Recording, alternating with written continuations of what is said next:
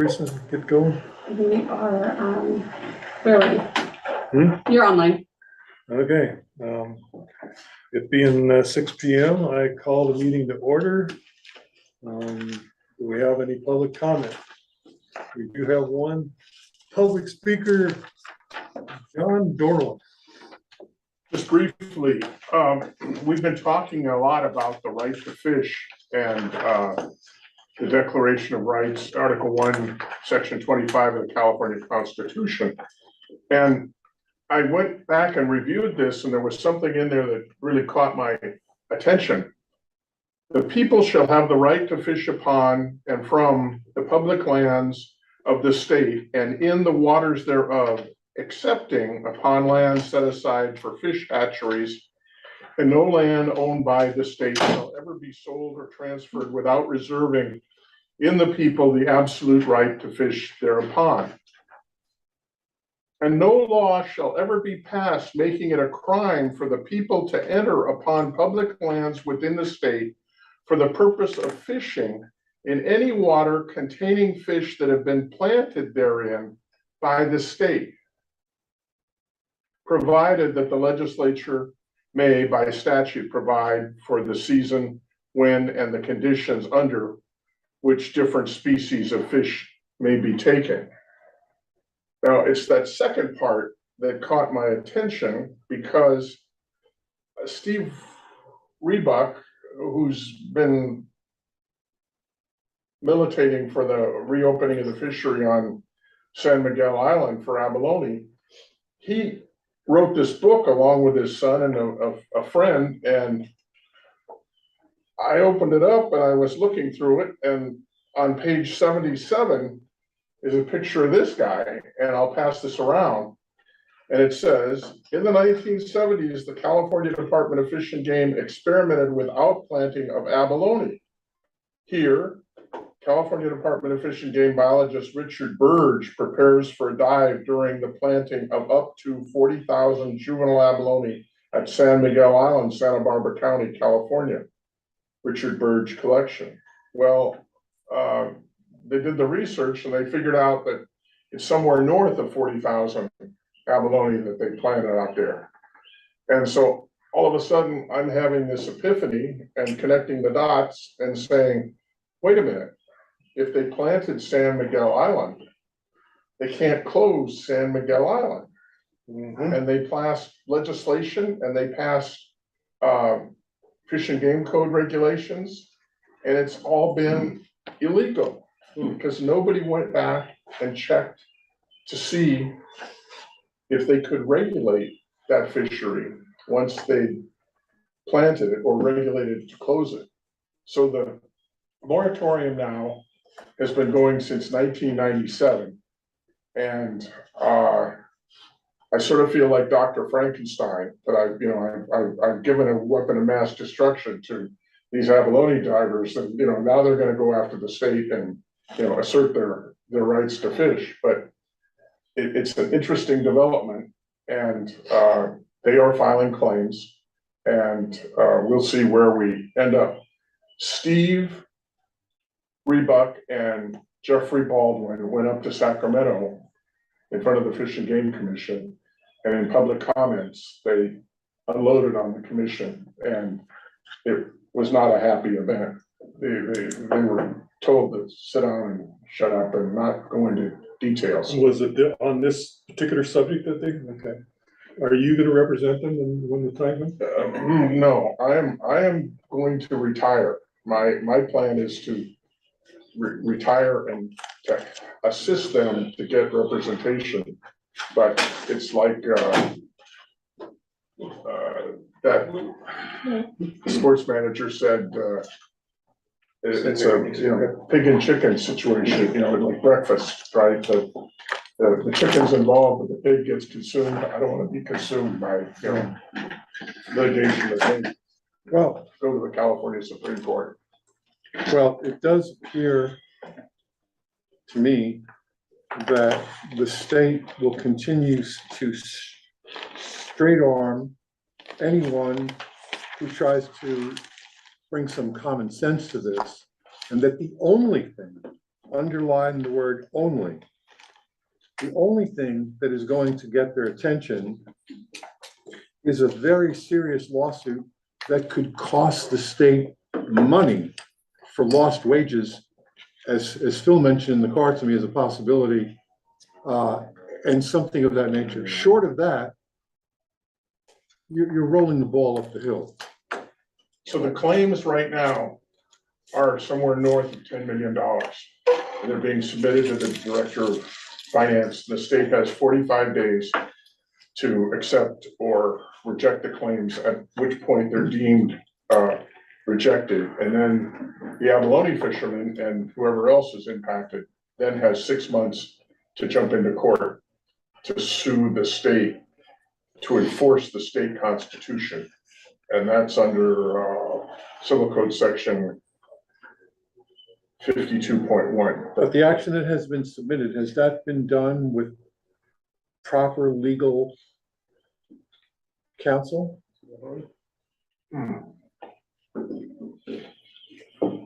So I provided Steve and Jeffrey with the claim form, and I provided them with a template of how to fill out the claim form with proper statutory citations. And then I left it up to each one of them to put down a number for loss of business goodwill, loss of earnings, and denial of civil rights for the past 27 years. So some of those claims are being submitted for $1 to $3 million by people who were licensed abalone divers in 1997 and before, and who had substantial economic reliance upon that fishery. But wouldn't the class action here be even more effective?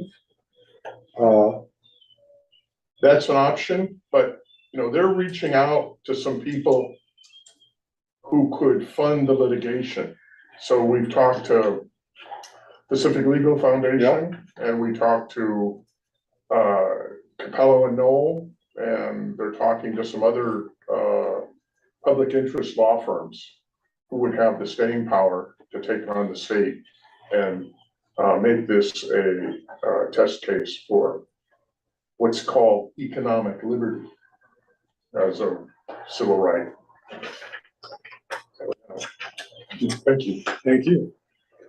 Sounds very interesting. They do good. Okay, the minutes. Can I just make sure to see if we have any public speakers Oh, online? yeah, okay. Okay, if you're online and wish to speak on an item not on today's agenda, please raise your hand.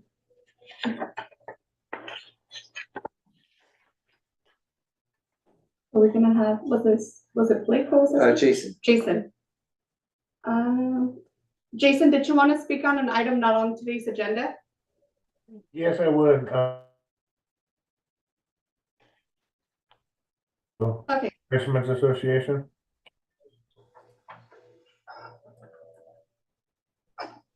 Can you hear me? Yes, we can. Okay, so I'm also a CFSB board member. I just wanted to introduce myself to the group. We are involved in educating the public of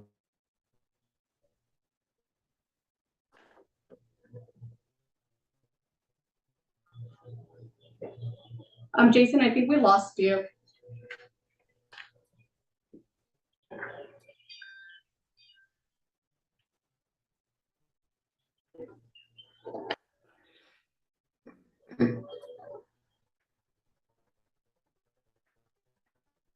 Hello, can you hear me?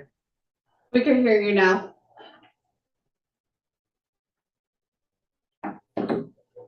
Okay.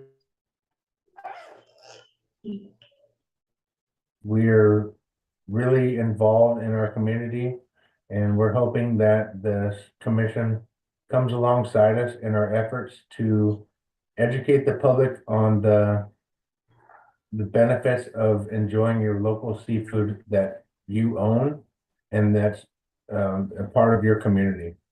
Thank you.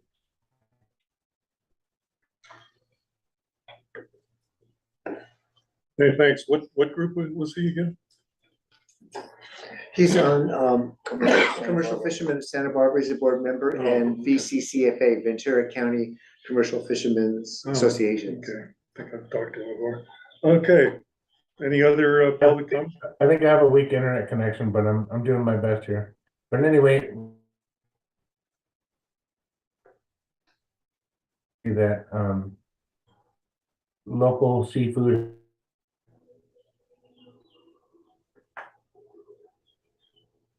Yeah, you're breaking up.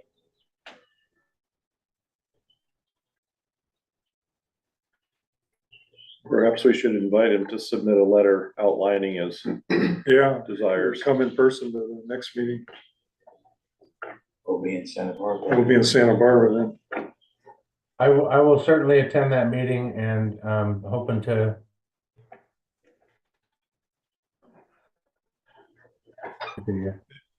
Okay, well, you're breaking up all the time here, but we'd love to have you at the next meeting.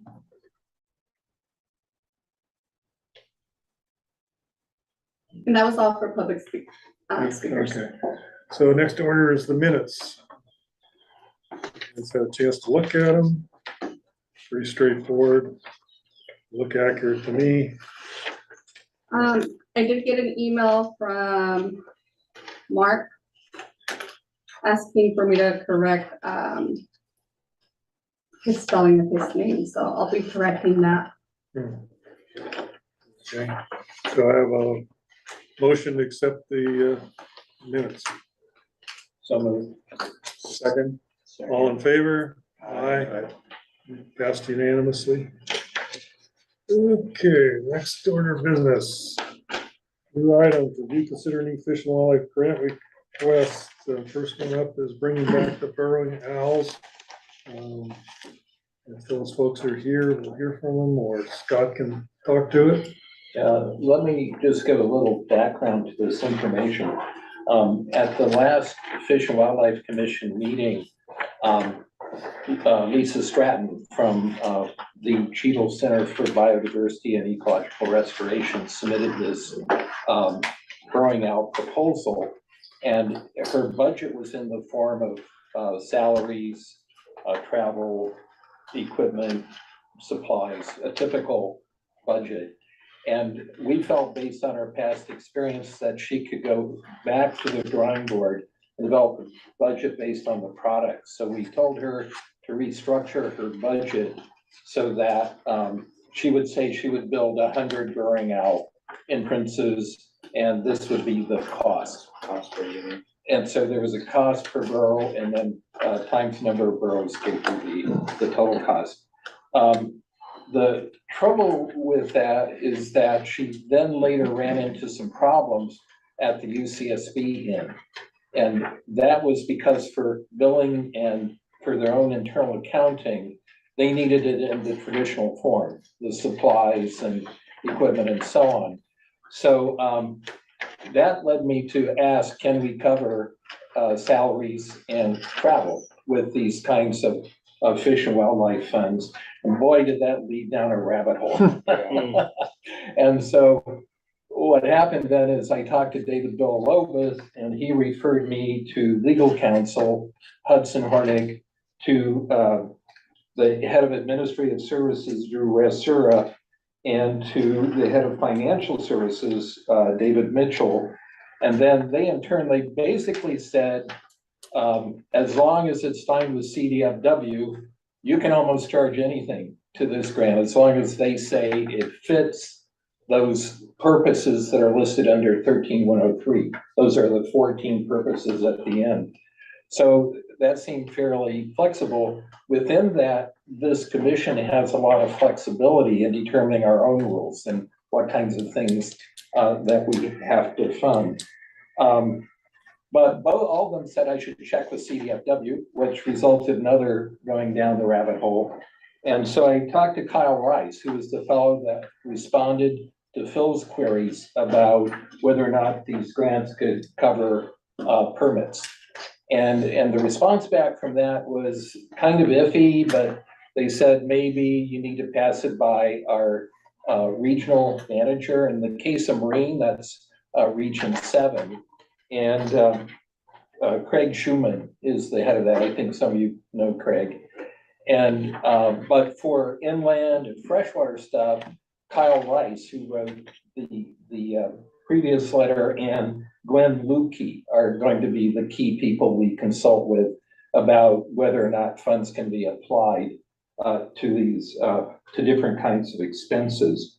So I just wanted to give that preface, because if we kind of put all of them, both financial services and CDFW, said they preferred in the traditional salaries, travel, supplies, equipment format. So she tried to walk the tightrope. So she tried to say, here, we're going to, we have a cost, what is it, $40 per borough, and we're building 100 boroughs, and here's the total. But underneath, she says all the stuff that goes into that total cost.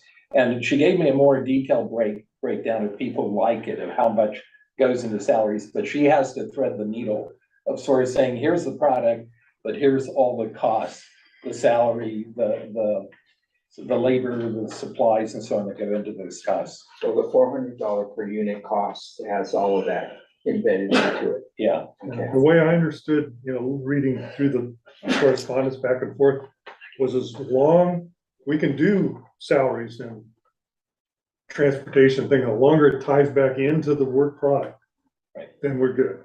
And I think in the future, we can, and we're gonna talk about it later, put something in the grant proposal form, so that people know that, okay, you can do this stuff, line it out like everybody wants. Just make sure it ties back in to what you're producing that's good for the environment, the habitat, the creatures, that sort of thing. I think for tonight's work, I think she's qualified in that regard, this project is, and that we should go ahead and grant the request. In the future, I think we'll get more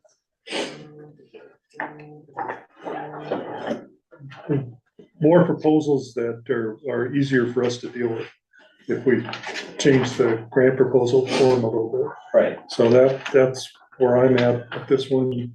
Anybody have any other thoughts? I'd love to hear them. Well, it's just, well, our procedures will kind of go back to the onion in a sense and have it itemized in a sense, because the cost to actually build them, but somebody has to do the building, somebody has to supervise it, somebody has to order the material, all of that is part of the cost, so it's just a little bit finer detail of the breakdown per unit. And it also turns out I got some receipts from David for past work completed on our behalf projects. Their costs are in there, their labor costs and so on. So whether we're dealing with bird rescue, I mean, they have their vet labor and their caretaker labor. We funded the road project that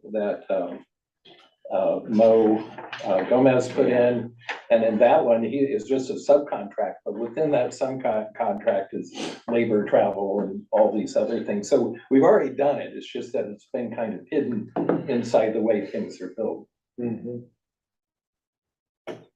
other comments on this proposal? On Al's? But Lisa's there if she just wants to say anything.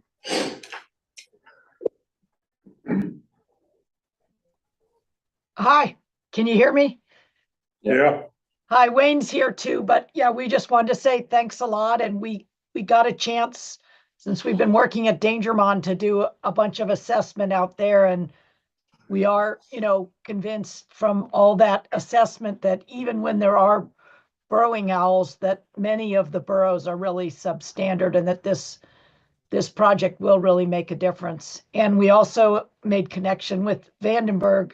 Of course, there's 5,000 hoops to go through, but they're open to us proposing, burrows be installed in places. So, of course, they've got unexploded ordinances and lots of other things, but, maybe we'll get one or two out there as a part of this, but just making people aware.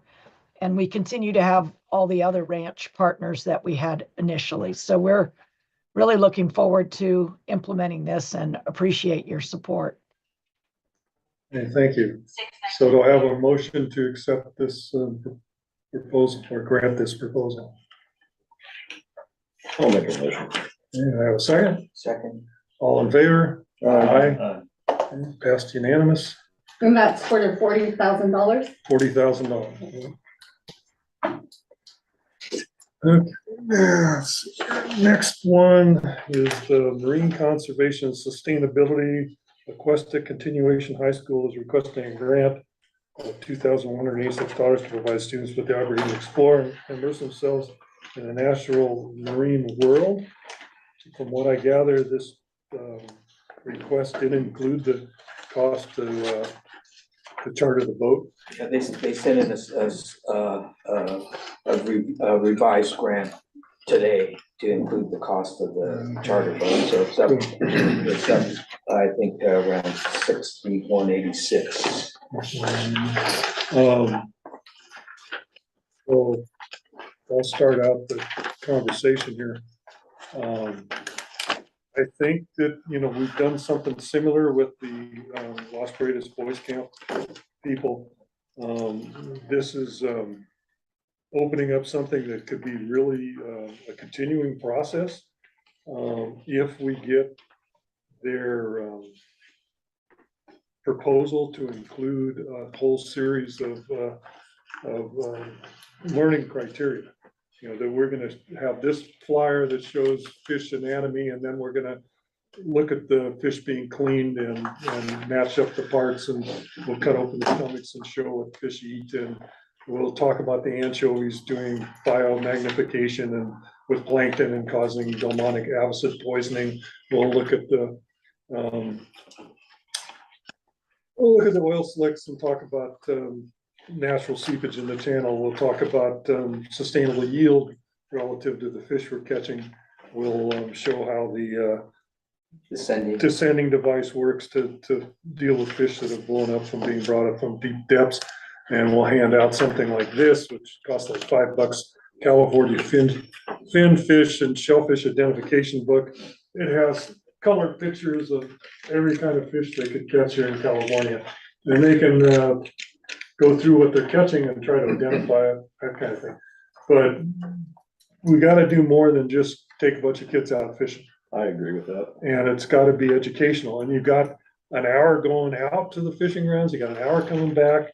So you can do a lot of this without interfering with the kids, having a good time. I think you need to go further than that and tie it in with some additional work on the part of the kids. They need to write a report, an essay on what they've learned, what it means to them, how it changes their outlook. Yeah. Incorporate some English skills in the lesson.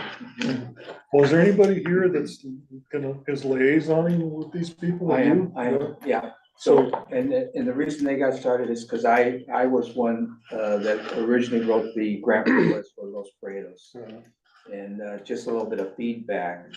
The Santa Barbara Sports Fishing Club felt that if we gave the opportunity for these kids, because they were in a situation of their own doing, but if we gave them the ability to earn the right to get off the reservation and do something that was kind of important, we thought that would be beneficial to them. And the interesting thing with Los Prados, because they were at the academy, the kids that caught the fish couldn't take them home. So the fish ended up with the probation officers and the law enforcement groups that came out. So what we later found was that there was a culinary program within Los Prados. So what had happened is on the last trip, the kids that caught the fish gave the fish over to the culinary program. Culinary program fed the whole facility. So what that kind of entailed is good behavior was rewarded. They fed the whole community, but they also got an opportunity to see what happens when you catch a smaller fish you're not gonna keep it, to go down with the descending device. We explained to them that the fish looks like its eyes have cataracts and they're completely swelled up, but through studies, they found that if those fish are returned in the right amount of time, they have a 85% survivability rate. So that's one of the things where it made it a requirement for the sport fishing fleet to have descending devices. So it was a good way for them to learn that this is a renewable resources, for them to take care of it, and it's beneficial besides being able to catch fish for subsistence and doing supplementing your food income. So I think creating a curriculum that would explain a lot of that stuff, fish identification. I think we can probably go to Fish and Game and get Yeah, copies of that. 'Cause take that. well, I already got several because at like the Fred Hall Show and PCS, they all hand these out. So I think we can get enough of those books Okay, cool. for these kids. So I think creating a curriculum for them to follow would be very beneficial. And I think the outreach that we do with the kids is very beneficial too. Is there a culinary component to this new group? Unfortunately, there is not. But they live in their own homes. Yeah, but we can always do, if this grant request goes through, our sports fishing club will get together with them and we'll do a fish fry, do fish tacos for not only them, but for their whole families. We did that with the Carpinteria Yeah. Sports Fishing Club. That would be, that really completes the circle in so many ways. I think that would be Right. fabulous. Because you're teaching them, the right type of harvest, also how to fillet the fish, how to prepare them for your family and stuff. And the fun thing is, if it's not fishing on the sports boat, is you can do surf fishing. They have the access right there, and unfortunately, a lot of kids aren't involved with it. I happen to be involved with the United Way Fun in the Sun Summer Youth Program for the last 15 years, where we take out kids to Goleta Pier and teach them how to fish, to preserve the outdoors, be stewards of the resources. So I think any teaching element that we have for the youth is beneficial overall. So on a logistics level, sounds like we need you to go through and make up this. I'll put the together, paperwork for this, as far as what the criteria, what they're gonna teach them, okay, the learning resources for this trip and for future trips. On a timely basis, we can either do two things. They can do all that and come back to the July meeting. And, that might not fit into the school criteria for these Correct. guys. Or we can, as a group, if we want, we can approve it with the assumption that you're gonna do this and then have a subcommittee, an ad hoc committee, and I'll volunteer okay, that'd be great. to look at it, make sure it has to pass both our musters. Yeah, Otherwise, we'll go back to staff and cut this thing off. well, I would, So that's my proposal. I like that, but I'd like to work with you to do the curriculum. I think it is kind of schedule sensitive for how their semester runs. So the onus would be essentially on me to get the curriculum going right away. Well, Phil's got some really detailed ideas, and I think between both of you, you could really make this into something really worthwhile. Yeah, I think it'd be Who's paying for beneficial. the boat? We are. We would be paying for the cost of the trip. Is I that, don't see that on the Oh, list. David, that's there's why a I'm asking. new, No, they new, They, did it, but they turned it in today. well, they They didn't realize that they hadn't figured out how to get the boat. No, I was looking at 2186, I was like, I don't see any boat costs there. Yeah, no, it's 6,186 is what we're voting on. Wow. And I How do many have a students? question, no, for the group, Well, how many students? 20-some students. but the cost the Yeah. cost Gonna go on the The boat. cost of the charter boat is 4,000 just alone. Right, So the kids that don't have equipment, what they're proposing is paying for their fishing license, rod and reel rentals, fish cleaning and lunch. right. I did have a question about what age these kids are, because you don't need a license till you're 16. This is true. That's still almost Tanya, do you 300 know, bucks a do you know student. what's the age of the kids going? Yeah, so we have 10th, 11th, and 12th graders. So most of them, 10th graders are very rare for us. So most of them are 16, 17, 18. Okay. Yeah, so that really threw us Okay. for a loop there. I also just wanted to apologize about the change in the amount requested. When we first reached out and talked with Jamie and the Sport Fishing Company and Stardust and all that, I requested all the information, and when she got back to me, she didn't include that. So we thought they were covering that. And then today found out they were not. So that's why that happened. And then, so sorry.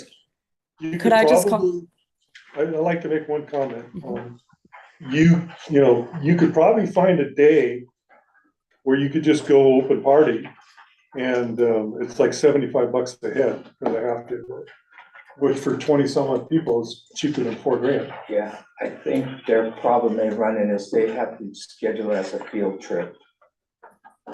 Still a field trip. Yeah, They just show up and pay, well, it could probably be doable, yeah. you know, you just did. I guess what Anyway. one of the recommendations would be is just to figure out the day that the trip would want to be planned and then make 24 reservations on the Stardust. But are you gonna be able to have your education you wanna have on the boat Well, that. Yeah, with other people? Yeah. That's where I see the problem. Yeah, I agree. okay. It's easy to Never mind. encapsulate it just, I mean, it was a good idea. No, I just. I think it needs to be a boat on its own, Yeah. Okay, so you have control of the deck. makes sense. Because with other fishermen, Yeah. you may get some unfriendly ones too, Yeah. that really take their shit serious. Yeah, This is true. It's a dumb idea on my part. Go ahead. I've got a little problem with the verbiage on the grant application on page 3, where it talks about preserving marine habitats. I'd like to see preserving scratched, Conserve, sustainably utilize and conserve. okay. Because if it's preserved, then they're not gonna touch anything, they're just Yeah. gonna look. You shouldn't even be. on There's like water. a sort of a pro environmental zealotry Mhm. terminology in there that should be scratched. Especially since they wanna take back fish and cook them. Yeah, and I think the kids, some of them will take it to the next level for a sport that they enjoy. Well, That would be no, good, it's a- yeah. plants a good seed for the future. Yeah, and it changes what they may have been doing before. And if this works out, we got the template set up, then we can do it, you know, we can do more of this, different. I'm Different all for schools. getting new kids involved, but I'm having a hard time with $300 a head. It's a big investment for a select few. Hmm. Phil, Can I I don't- jump in on that real quick? I'm so sorry. I totally hear what you're saying. I think for us, we're a very small school, and I just want you to understand where the teachers, myself and Victor Prado, are coming from with applying to you is just that we're trying our best, and we understand where you come from with whether you approve it or not. As far as timeline goes, the reason this feels kind of rushed, I think, is because it is. I'm actually quitting my position at the school after this year. So he and I were trying to get something together before I left. And then as just a touch on the curriculum, I didn't understand that we wanted to include curriculum on the boat itself. And I just want to say I'm teaching a marine biology unit focusing on conservation. We're learning about fish hatcheries. I'm taking them to the cultured abalone farm next month, things like that. But I do love what you're discussing about the curriculum for the trip itself. And I think that's very important. So I would just say those things. And it's the students in your marine biology class that are going on this trip, not Yes. open to other students. Only correct? those students and only students who are taking it seriously. So that's what that is. But I do understand the cost thing. I would just point out one of the reasons I'm quitting is because of district funding and the way that alternative education programs are treated. So if this was at a regular high school, we would have a bigger pool of students to choose from, and we would have all the funding and support to do it honestly within district. So that was just one of the reasons why we're reaching out to other. Question, how many adults will be on the trip with the students? Two, myself and Victor Prado. And given that these are students that will have a classroom curriculum, is it possible to do a lot of the prep work with them beforehand so that a cost savings could be had by taking them on a commercial boat? Yeah, I think we had a connection to the Stardust, and that's why we even went that direction in the first place. I would just apologize and say I have less information on that this kind of started with Whitney and Victor, and then I was joining into, because I'm teaching the biology course and I'm really interested in doing these things for students. So I know less about that aspect of this. So I'm open to ideas. I just think if we're planning this for further out than this year, we can do that. We would just then pass this along to, you would just be working with someone else next year. When does the school year for the people you're gonna plan on taking, when does their school year end? June 12th. Tanya, could you tell us something about your school? About Yeah, Just, absolutely. I had a little presentation put together. I'm sorry about that. We were talking about learning how to be active participants in the life of their community. So engaging in discovering, exploring the local environment, things like that are super huge, especially in my classroom. You know, and I think I put in the grant some language of like real world hands-on experiences. But as far as the students we serve, La Cuesta Continuation High School is an alternative education program. So we do, our site is supposed to be focused on credit recovery. And for a lot of people, I think if you haven't experienced what we do in person, that generally people tend to think of like students on computers just clicking away, and that is not what we do. And despite people higher up trying to make us into that. So I think that it's important to understand who we serve. So our students are low on units, not because they're unintelligent or anything like that, but because a lot of them have to work. They've been underserved in the education system so far. So when they get to us, we're finding students who have dyslexia or ADHD undiagnosed that led to, you know, a lot of learning problems in the classroom. So we are kind of see ourselves as like a lifeline for underserved youth.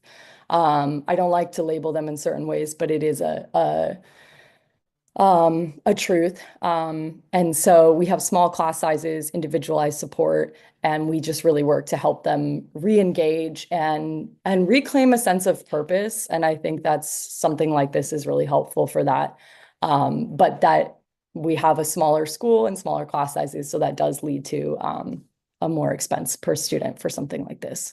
If you're serving underserved students, following up, Frank said something that triggered an idea, but do these party boats ever donate? Well, I was just gonna time ask, and any of you effort, or- three have connections with the Yeah, commercial but fishing boats that you might be able to Well, a negotiate? commercial fishing boat, you know, won't work because of the liability and stuff. Yeah, but Well, I the, meant the fishing boats. but the you know. sports fishing boats per se are already down for Yeah, of course. January, February, March.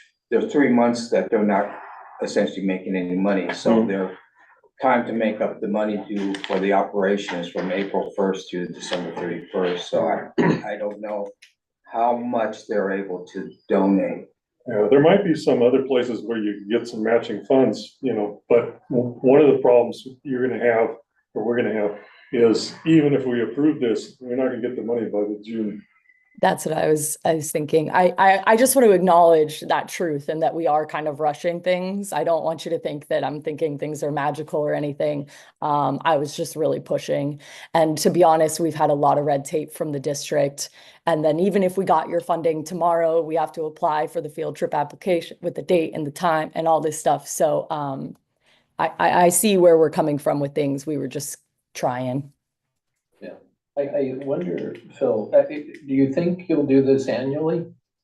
That was the goal, is if we could get it started this year and have the contacts and everything formed and set up, then even if when I'm not there next year, we would still have the foundation and pass it on to someone else at the school. Instead of rush it through now, maybe we take our time and develop all these curricular materials. So it's actually required for whatever it's 13103A, where you're supposed to have a formal curriculum and showing kind of some formal instruction. So if you can develop those, and then next year you're ready to go, and you have all the materials ready. The other issue is in terms of structuring the proposal. You know, when I read the description and so on, it wasn't until I got to the budget, I realized this is a party boat experience, and then I saw, yeah, you're dealing with a party boat. So I was wondering, in the description, it's supposed to be a description of your project. And so can you say, say what it is? It's a party boat experience. You're taking 24 students, they're underserved students. What boat are you taking? Who's the operator? What's the timing, location, duration? How do you deal with liability concerns? But have that as a description of your project, and then that'll help us evaluate things a lot better. And then with benefits, that relates directly to the curriculum. What are these kids learning from this experience? And it's hard to tell from this what they would be learning. Probably best to call it a sport fishing boat, because the supervisors might know what kind of. A party boat, yeah. Whatever. Yeah. Yeah, I understand where you're coming from. This is the first time I've had to write a grant specifically like this. So I was definitely, I don't have that experience there. So I appreciate any information you have there. And I will make sure that happens. Well, it sounds like it's been determined that even if you were to approve it tonight, you're not gonna get the money in time. To do it this year. Yeah, right. Okay. Most would table this and the curriculum and maybe, refine some of the other wording to make it more clear what they're asking for and why without, And since I balked at the cost, I'm even willing to approach some of the operators and ask them if they would do so at a discount, because it's in their best interest to get new customers this way. Yeah, I know that. The sport's dependent upon new kids becoming fishermen. I know the owner, the family that owns this. And there might be days of the week that might better accommodate Right. a Yeah. school group as Yeah. opposed to a weekend. There might be days of the week where we don't want to take their livelihood away, that's No, for right. sure. But Well, there they might have be- to- It's not always that easy to find a day where the boat might have a very limited amount of people hopping on, and then ask the school, okay, 3 weeks from now, it looks like there's very few, But reservations. they might be able to forecast that Forecast. generally forecast that. Well, if you table this and give yourself some time to develop all these materials and more details, then you can sort of shake Yeah. the trees and find out if anything fell out. If it doesn't, then you come back and ask for the full thing in the next group. So I guess the question on cost is if the costs that they would be requesting, fishing equipment, licenses, fish cleaning and lunch as being kind of on top of just the cost to charter the boat that, puts it up an additional 2,100, that seems to be question overall of financing the trip.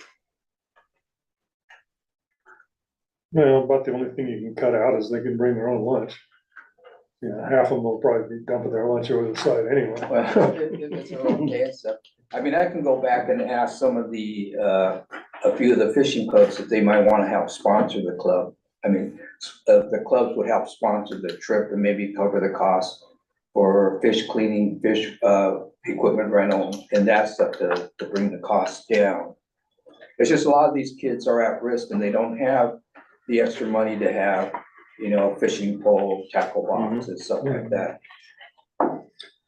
Cool, well, we'll table it and you and I will work on it and see if we can Sounds like a good refine it and look for some, if there's somebody out there that wants to pick up part of the tab. And we can look for some of that too. Yeah, I'll do that because I'm involved with the local fishing clubs. Cool. Also, this could be a good model for projects of this type in the future.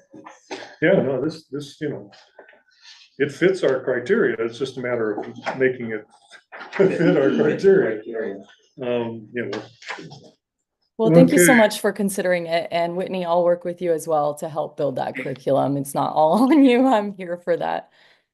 Thank you, Lisa. Thanks. And then before we proceed, can I just ask for public comment? There's some online, so if you're online and wish to speak on this item, please raise your hand. We do not have any public comment. Okay. Yeah, I'm not that good with this Zooming. Okay, so next item, Goleta Kelp Restoration Reef Project number 2. Fishery organization requesting a grant of $100,000 for the deployment of 16 sea caves in Galita Bay. I think the 16 sea caves was the original. Yeah, I think it's Phase one. 60 acres.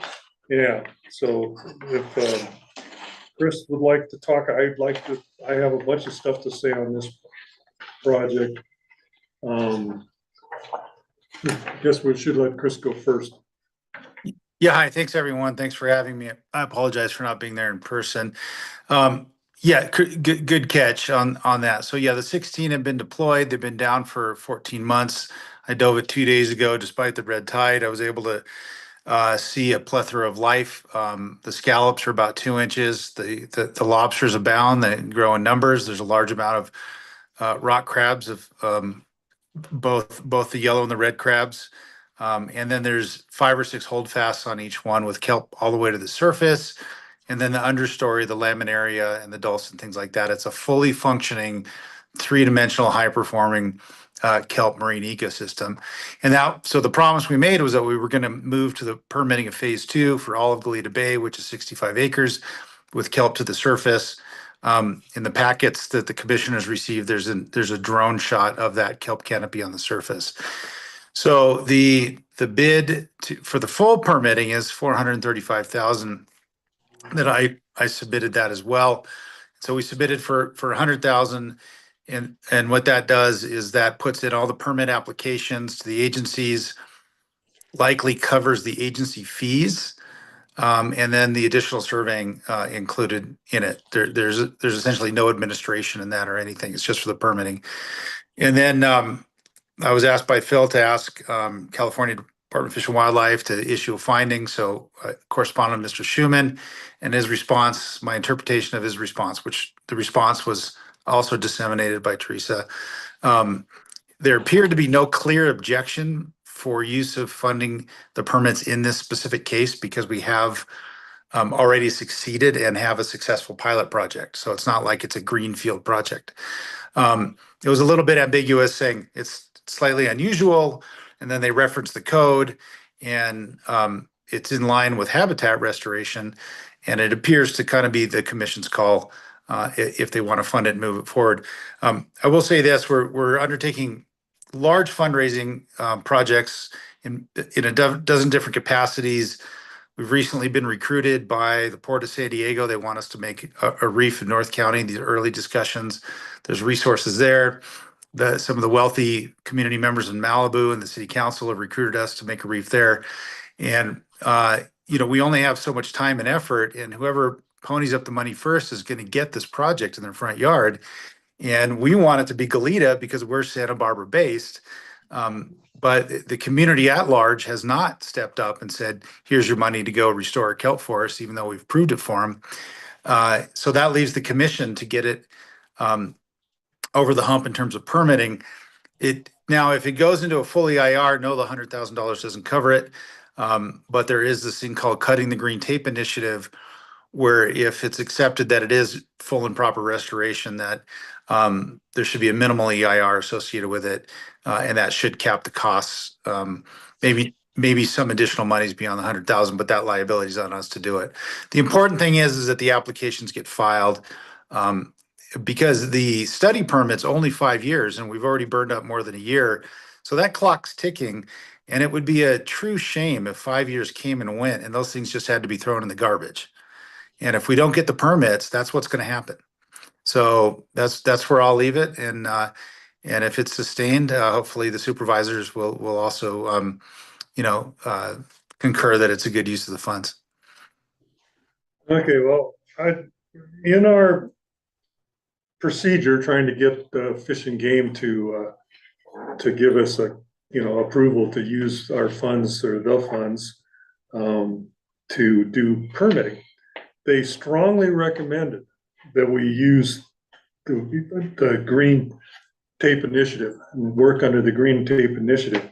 And I've done some research on that, and you should be able to press the issue programmatically, the expansion of the existing permits with no new fund expenditure. Absolutely. Wow. That they approved this certain amount of ground, and you should be able to just expand it. And they're doing that in a whole bunch of places up in the Elkhorn Slough and San Francisco Bay.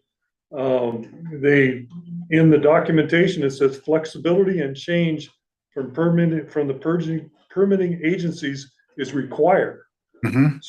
Smarter permitting for restoration projects is critical to restore more functional ecosystems quickly and efficiently.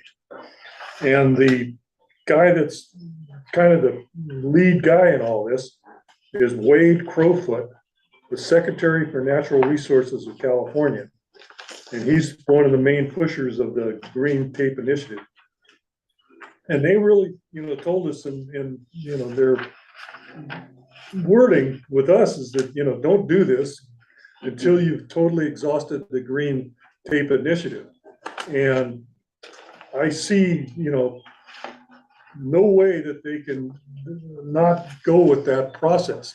There's nothing about you going from 16 of these things to 650 acres that involves anything that wouldn't be a negative declaration of further impact. And if anything, they talk at nauseum under this Green Tape Initiative about the system being set up to protect from negative impacts, but not taking into account the positive impacts of these kind of projects. So they want these kind of projects to go forward. We want these projects to go forward. And I think you really have a lot of due diligence to do with these people about just taking what they've already permitted and having them commit to expanding it to the size you want it without spending any damn money. And at the minimum, they say, well, then maybe there's something out there that you're going to impact by putting this on and, putting a cave on top of. And number one, there isn't. And number two, it wouldn't take that long to look around for whatever specific problem they might have. Say, okay, well, this is what we're worried about. The permitting agencies. We're worried about you putting it on top of World War II airplane that's already down there or something, and say, okay, we'll permit, we maybe come up with the funds for you to look for that specific thing that they're worried about. But otherwise, they got no reason to not just expand the permits they've already done and expand the time frame for them in perpetuity. And, I think you need to do a lot of work, but you're going to save a hell of a lot of money. So that's my thoughts on the subject. I wanted to talk to you. I didn't want to ambush you at this meeting, and that's why I wanted to talk to you earlier today, because all this stuff kind of congealed in my brain today. Yeah. And here we are. But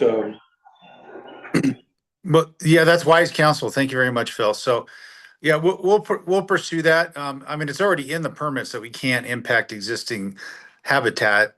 So the concern about us, I mean, we've surveyed the bay, I don't know, 20 times. We know that if there's a pebble in there, we know where it is and we'll avoid it. And it's so that part's taken care of.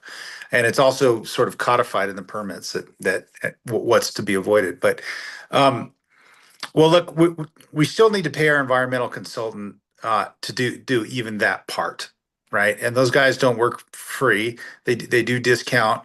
They have discounted with us, and they actually carried us on the last permits as well, right? So, and there's still a bill due for that. So if the commission's uncomfortable granting the $100,000, maybe there could be a discussion here and now about what amount is appropriate that we can use to get caught up from the arrears on the previous permitting. And that bill is about $50,000 that's still due. And something additional that can be paid to the consultant, because if you want good permitting, you have to pay for it beyond our own capabilities. So I guess at the end of the day, something is better than nothing. Well, have you talked to this Wade Crowfoot guy, Secretary of Resources? Not directly. I did talk to the former chair of the OPC 2 days ago because they knew Mark Gold. He knows a lot about the Cutting the Green Tape Initiative, and he basically parroted what you said. Parroted what I just said? Yeah. He basically outlined it in the same context. That was my understanding of the conversation, anyway. So you already have invoices, in your possession of, stuff you've already spent money on technically, but you haven't paid? That's correct. Yeah, that's correct. Do we cover things retroactively? I thought this is mostly for proposals of things, projects in the future. That we approve and then pay for. Yeah, Yeah. yeah, we usually approve it and then we pay for whatever we've approved, but we don't really go to things that are already been spent and then, because we never approve them in the first place. Well, the grants are, the way it's written is it's all reimbursement, which is tough when you don't have the money in the first place, right? But, that's the way the last grant was, we had to prove that we spent the money and then it was reimbursed. So if we were reimbursed for that, that 50,000 that's due for the first permitting, it would effectively be reimbursement and it still falls under permitting. It's just permitting that we already have. And it can all be seen as one permit that's just simply going to be expanded upon. I don't think so, Chris. Well, and have to, I mean, obviously what there's already paid, what the permitting have already done is directly tied to the work product that they've already put in the ocean, the 16 sea caves. Mhm. So in that respect, it is tied to something that's totally within our purview to pay for, which would be putting money towards the sea caves that are already there in the process thereof. As far as the doing it ahead of time or behind, I don't know where there's anything in the Fish and Game Code that says we can't pay for something that's already been finished. Well, I It think just the says it has process, to be for something. the project is usually a project comes forward for some sort of work proposed in the future. And it goes through and we make a recommendation. Uh-huh. The Board of Supervisors approves it. And then it goes to the financial people and they Yeah, provide the I understand. reimbursements. So it's a matter of timeline. Chris, have you already spent all of the money from the 16 units that have gone in? You know, the stuff we gave you before? Yeah, that money's been spent, yes. Yeah, and how much was that? Don't remember. I think it's Okay. $19,000 or something like that. So can somebody bring me up to speed? And I'm confused. Where did the original financing for the initial permits come from? And what has the Fish and Game Commission contributed to date? I'm a little off my, So the money effort for that came from the Fish Reef project itself. A good chunk of that was out of my personal life savings to do it. It's a 15-year effort to do it. All in, it cost about $2 million to get those 16 CKs in. That's what it cost. 50,000 of that was just the hard invoice for the permitting. There was a grant, I believe, for $19,000, and that was basically used for the cost of actual deployment of the sea caves. Didn't cover all of it by any means, but like the chartering of the Danny Sea, the anchor handling tug to put it in, and the logistics. That's what it paid for. Yeah, that's the way I remember it. Mhm. So Chris, I had a few specific questions too. You know, in our explorations of how we can disperse these funds, the thing that keeps being emphasized time and time again is it has to have a direct nexus to those 14 things listed in 13103. So, but nowhere in here can I find a direct nexus to one of those. Well, habitat creation restoration is listed in there clearly, and that's a direct tie. It should be in the proposal. That's what's required so we can evaluate the proposal.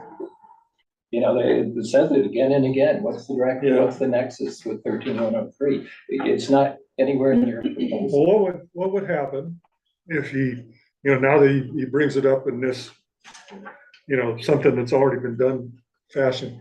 What would happen? He puts in an application to pay for the permitting that directly related to the habitat improvement of the 16 caves that's already been installed. I still think it's retroactive. It is retroactive, but it's definitely connected. I mean, he couldn't have put those 16 caves in without paying for the But that was permit. his choice to spend his money in that way. It wasn't approved by us. Well, I guess the question is, are we specifically, in this, I guess, for Hudson and to look at, we county, yeah, I'd have to is it, pass it by can we pay for something retroactively? we get Los Angeles. That's a question. Yeah, Los Angeles. Yeah, okay. I guess the other questions I had, Chris, were going through your budget descriptions. If you know every Pubble in Goleta Bay, why are you doing more baseline side sonars, side scan sonars? Well, because there's an anticipation that you have to describe any anomaly that you find, right? So the side scan sonar mapping that we've done is let's say you have A, B, and C grade. I would call it B grade in terms of the resolution of it. So to bring it into a higher form of resolution through multi-beam sonar, throw an ROV over to take a picture of an anomaly, and then additional diver surveys. We're just preparing for the highest level of scrutiny when we go back to expand the permits. But have you initially done a baseline to begin with as part of your original permit requirement? Yes, we have. And that you can't just roll that over for the additional 65 acres you're gonna expand to? So the focus was on the 60-foot by 60-foot permit area for that. That's where the hard surveys occurred, right? And then the rest of the 65 acres has side scan sonar that was done, but not to the quality and resolution of the 60-foot by 60-foot permit area. So we would like the rest of it to be, we would like all the quality to be equal. So in the initial baseline for the 16 sea caves, what was the actual invoice cost? For what part of it? Or just for the placement of the 16 caves, if that was originally done for the first portion of the permit.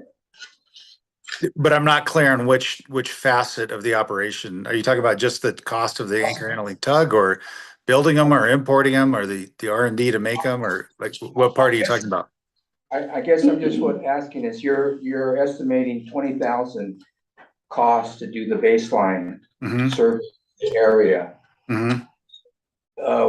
Your original cost when you first did the baseline for the place, so you figured out there are 65 acres ultimately that you'd like to inhabit with the sea caves, and you plotted out the area that would whatever footprint was for the 16, and you did a survey there. Just trying to find out how much that survey was, and it's expanded. Now we're going to 65 acres. Oh, okay, that's a good question. Okay, so that survey was done with mostly I would say, like, you know, sort of like quarter billing cost type donated, you know, side scans and boats and stuff like that. So call it semi-professional.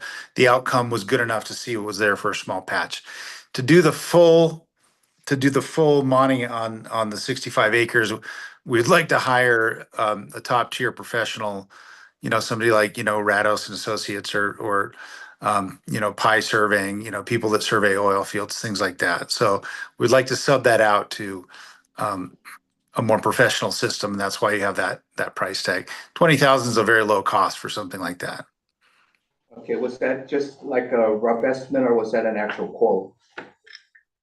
Okay, so I don't have that quote in writing. It was based on a conversation I had with a professional surveyor. Okay. And Chris, two other quick questions. You know, Phil talked a lot about the cutting the green or tape initiative. And so, you know, that's a state program.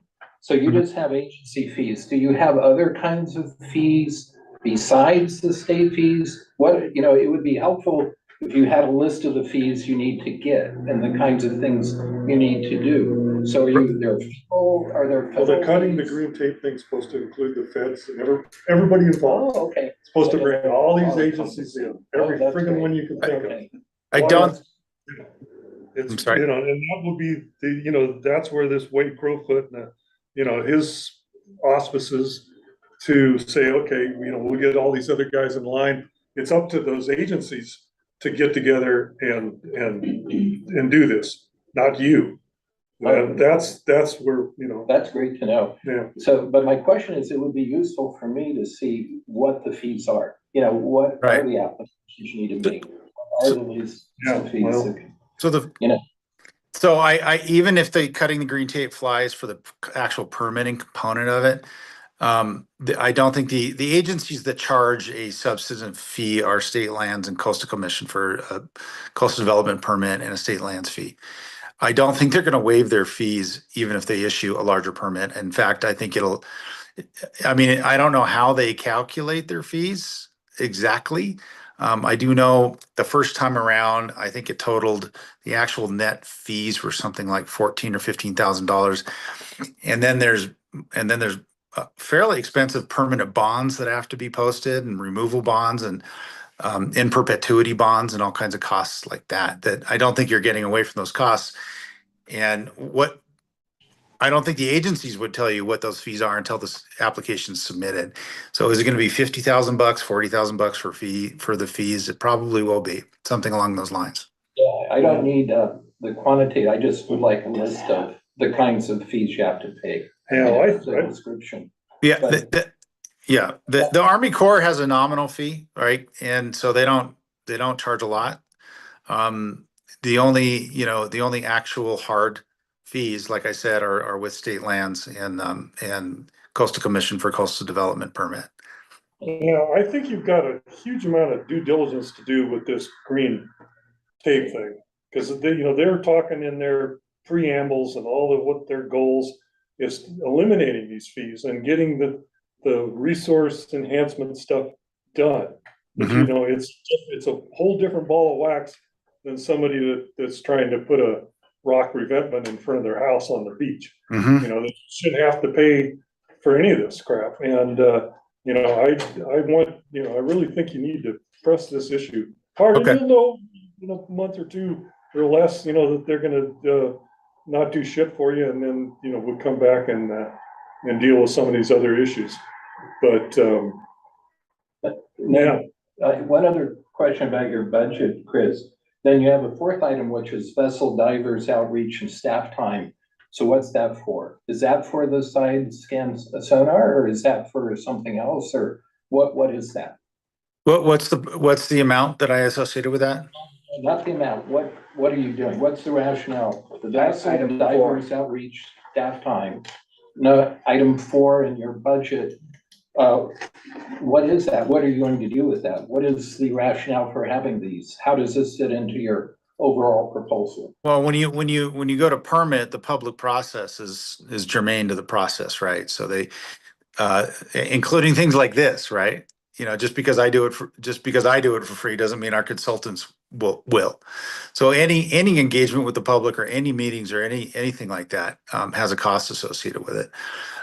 But beyond that, just as a courtesy to the community, we would like to take people out and show them the reef. We're organizing a paddle out in the next few weeks where people get on their kayaks and go surround the reef and try to educate them about what it is, and they can see the young of the year kelp that's grown and things like that.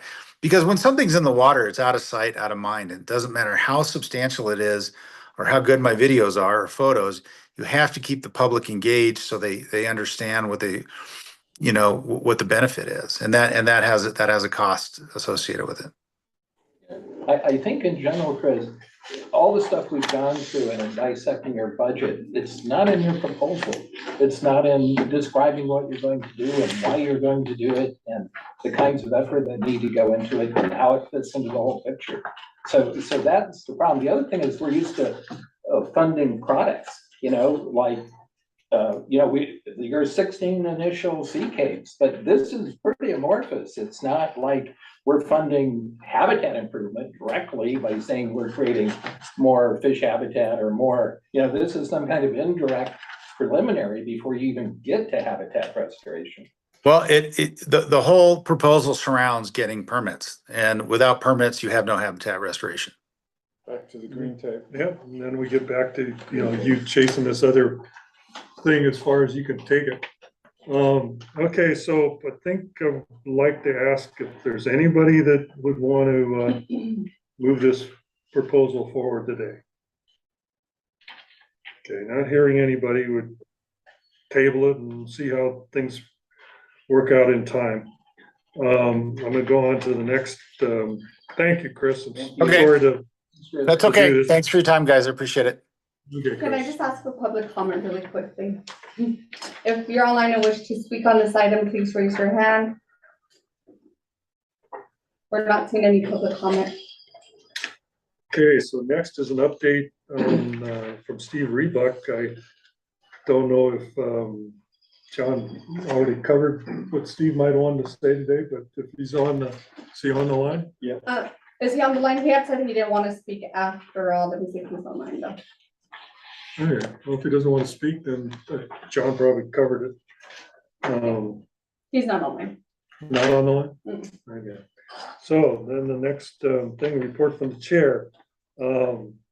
So we sent a letter, the commission did, to the Santa Barbara District Ranger with Forest Service about getting the roads opened into Pendola and Caliente and the backcountry. And we didn't get a response. We sent it certified return receipt. So I asked Teresa to make me a copy of the return receipt, which we did get, and a copy of the letter. And I marched it into the district ranger office on Paradise Road.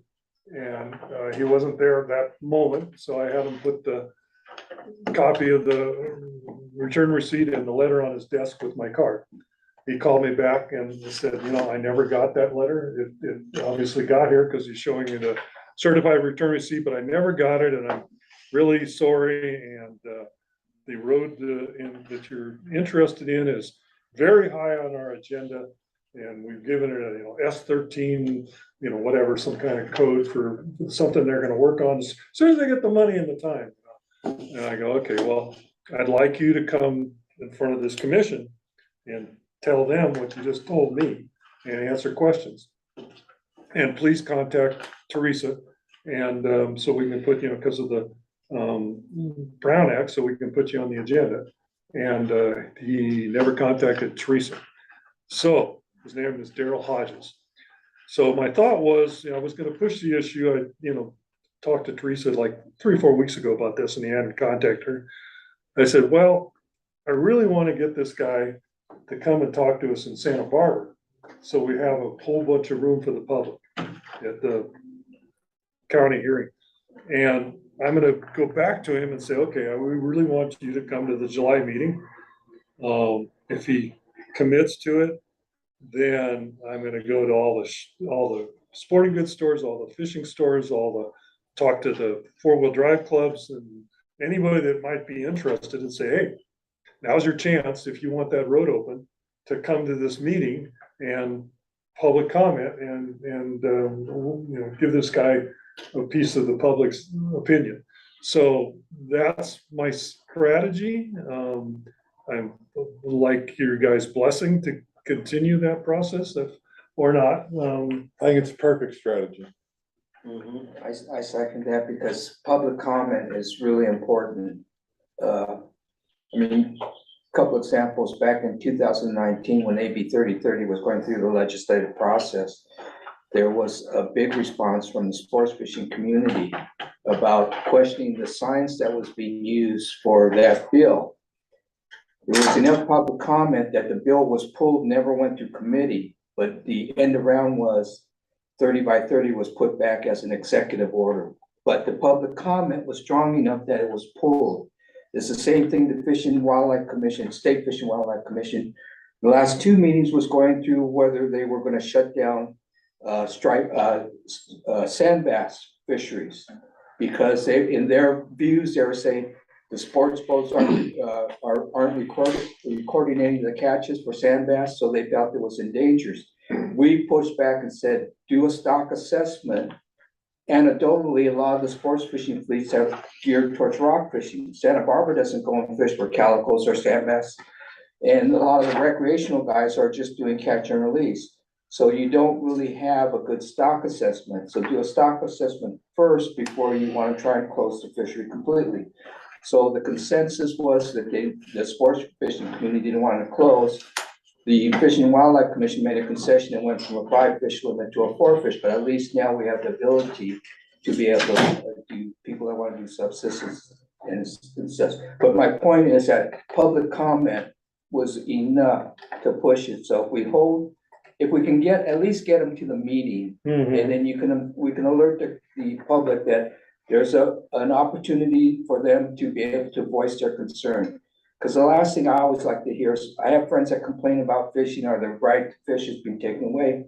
I just try and inform them what's happening in the MPA process so they can make a concerted, conscious, effort to figure out if they want to be pro or con on it. But it's just a matter of getting the public knowing what's available for them to voice their opinion. So I think that's, and it's long-winded, but I think it's definitely a good way of doing it. Cool, well, I appreciate you doing that. plan on doing it then, let's, I agree, Phil. I'd like to speak to that point if I may. The January meeting, I wasn't here. I was actually in Nashville at the Safari Club convention. And there I met one of the state fish and game commissioners, Darius Anderson, I think it is. Anyways, he's probably the only pro hunting commissioner on the state fish and game commission. He's a hardcore hunter, member of Safari Club. And we spoke for a while, and he's a pretty stand-up guy. He said, and I told him about our commission writing a letter in support of the legislation that was gonna open hunting on Burton Mesa Reserve. Yeah. And the Cuesta or Choro Creek. He said, yeah, I remember that. Yours was the only comment that was submitted to the commission in favor of that. And I said, it's really important because mostly the only people we're hearing from are those trying to limit access to the resources. Is you guys don't realize how important comment can be to our commission. We hardly ever hear from people in favor of access. hopefully we'll get this guy on here and then a lot of comment. Okay, my other part of my report from the chair, and John just brought this in, and there was an article small article in the Santa Barbara Independent that the trout that they brought into Arroyo Hondo Creek from the fire zone down in LA County, they brought a couple hundred trout up there and repopulated, that they're finding young of the year that they successfully spawned. And that's what they're assuming. I mean, maybe, big one came up out of the ocean and spawned, went back, but one way or the other, it looks like Arroyo Hondo's got steelhead in it again, which is pretty cool. And if you don't know where Arroyo Hondo is, it's about halfway between Gaviota and Refugio. Yeah. Comes out just past the Tahigas landfill as you're going north. It's administered by Santa Barbara Land Trust, so you can go on their site and be able to get access to see what's going on there. Yeah. And just to add to that, we've been studying Arroyo Hondo for 2 decades, but it did have an excellent trout population and occasional steelhead that came up until the Alisol fire. Yeah. And the Alisol fire, there were big, not debris flows, but huge flows down the creek that wiped out the trout population. So when they were looking for where to put these fish they rescued from Topanga Creek, they were looking here because it's similar to the Santa Monica's. And in the end, they settled on Arroyo Hondo because we all recommended it as the best site. And apparently there are 100 young of the year. Yeah, that's way cool. I used to fish there when Vicente Ortega still owned it, yeah. Part of the Ortega land grant and all that. Okay, so that's my comments, yeah. Phil, you'd also sent a letter about having the Gaviota hoist, or here, wasn't there state money that we were trying to get them to do for? Yeah. Did we ever get a response on that? No. Did we ever get one from the chancellor about opening that one? No. The letter got lost in the mail. Yeah. We also sent a letter to Fish and Game about antlerless hunts, and never got a response on that either. We did get a response from State Lands on Platform Hondo, and what they're, the fate of Platform Hondo and the Elwood oil up here. But no, we didn't get anything from UCSB, and we didn't get anything on that, on the Gaviota Pier, which is one of my pet projects. So we'll get more on that down the road. I have a question, Phil. Sure. With a lot of stuff just going electronic, would you like me to start sending these letters via email to whoever they're addressed to also? Sure. Both, yeah. If you have an And of email. course, anything that comes in on email to your office is apropos to this commission, I'd like to get a hard Oh, copy. yes, for sure. Which I But I think that would do, probably yeah. make a difference because a lot of people are digital now. Mhm. Poor devils. And by the way, if I may comment on your proposal for getting this guy in July, I think we should tell him it's absolutely gonna happen and invite all the people, and then if he doesn't show, That's more pressure. Yeah, it's I interesting. think we should just go ahead with it and create. Plan the party. Well, Plan I'll the give party, him, I'll give exactly. him a chance to volunteer before we draft him. But, you know, yeah, it's a good idea And though. if you doesn't- can't make it, send a If he substitute. says, well, you're gonna be on the agenda anyway, asshole, you know, I mean, that could happen, yeah. But, Okay, but in terms of building, some public groundswell for this, I think we should go ahead and do it. Go ahead and do it. good idea. If nothing else, the commissioners can speak to the issue if it doesn't show up. Well, and each of the clubs that we represent can also, be notified at the date ahead of time as well. Santa Maria Sportsman. No, Santa I Ynez mean, all Club. those guys, I mean, that, Right. every interest group that would be into it, I mean, the Santa Maria Sportsman, they could go further out on the road that goes towards Big Pine up on top there, Miranda Pines and stuff. There's a lot of roads that you got guys, Hundreds of Close miles to can be one. opened. the Rock Creek Ranch, you can't get past that gate. Yeah, Yeah. start up with Colson. make it Yeah, up the Colson, hill, yeah. and Yeah, no, all that, anything that used to be open, they should reopen the damn thing, yeah. But, I'm just on this one because it's where I, have a history and knowledge about, but no, Foot there's, in the door for the bigger conversation. yeah, well, the gist of the conversation is no management through closure of public lands, and I told him, when I talked to him, I said, this land is not Forest Service land, it doesn't belong to you. It's public land, it should be open to the public, you're cutting out everybody over 60 some odd years old that doesn't have a horse or can hike, and he goes, well, you can take an electric bike, and I said, well, if you read your forest closure, it specifically prohibits electric bikes. Oh, I guess so, I worked him quite a bit, but, anyway. Are any of you guys that hunt regularly, so do you know how much revenue the state brings in from just the hunting licenses? Have you ever bothered taking a look? 360,000 of them sold. Well, I know for just recreational fishermen, I tracked the license sales from 2009 to 2019, just to kind of get an idea how much revenue recreational fishing was generating. And it was just license sales averaged 62 to 63 million.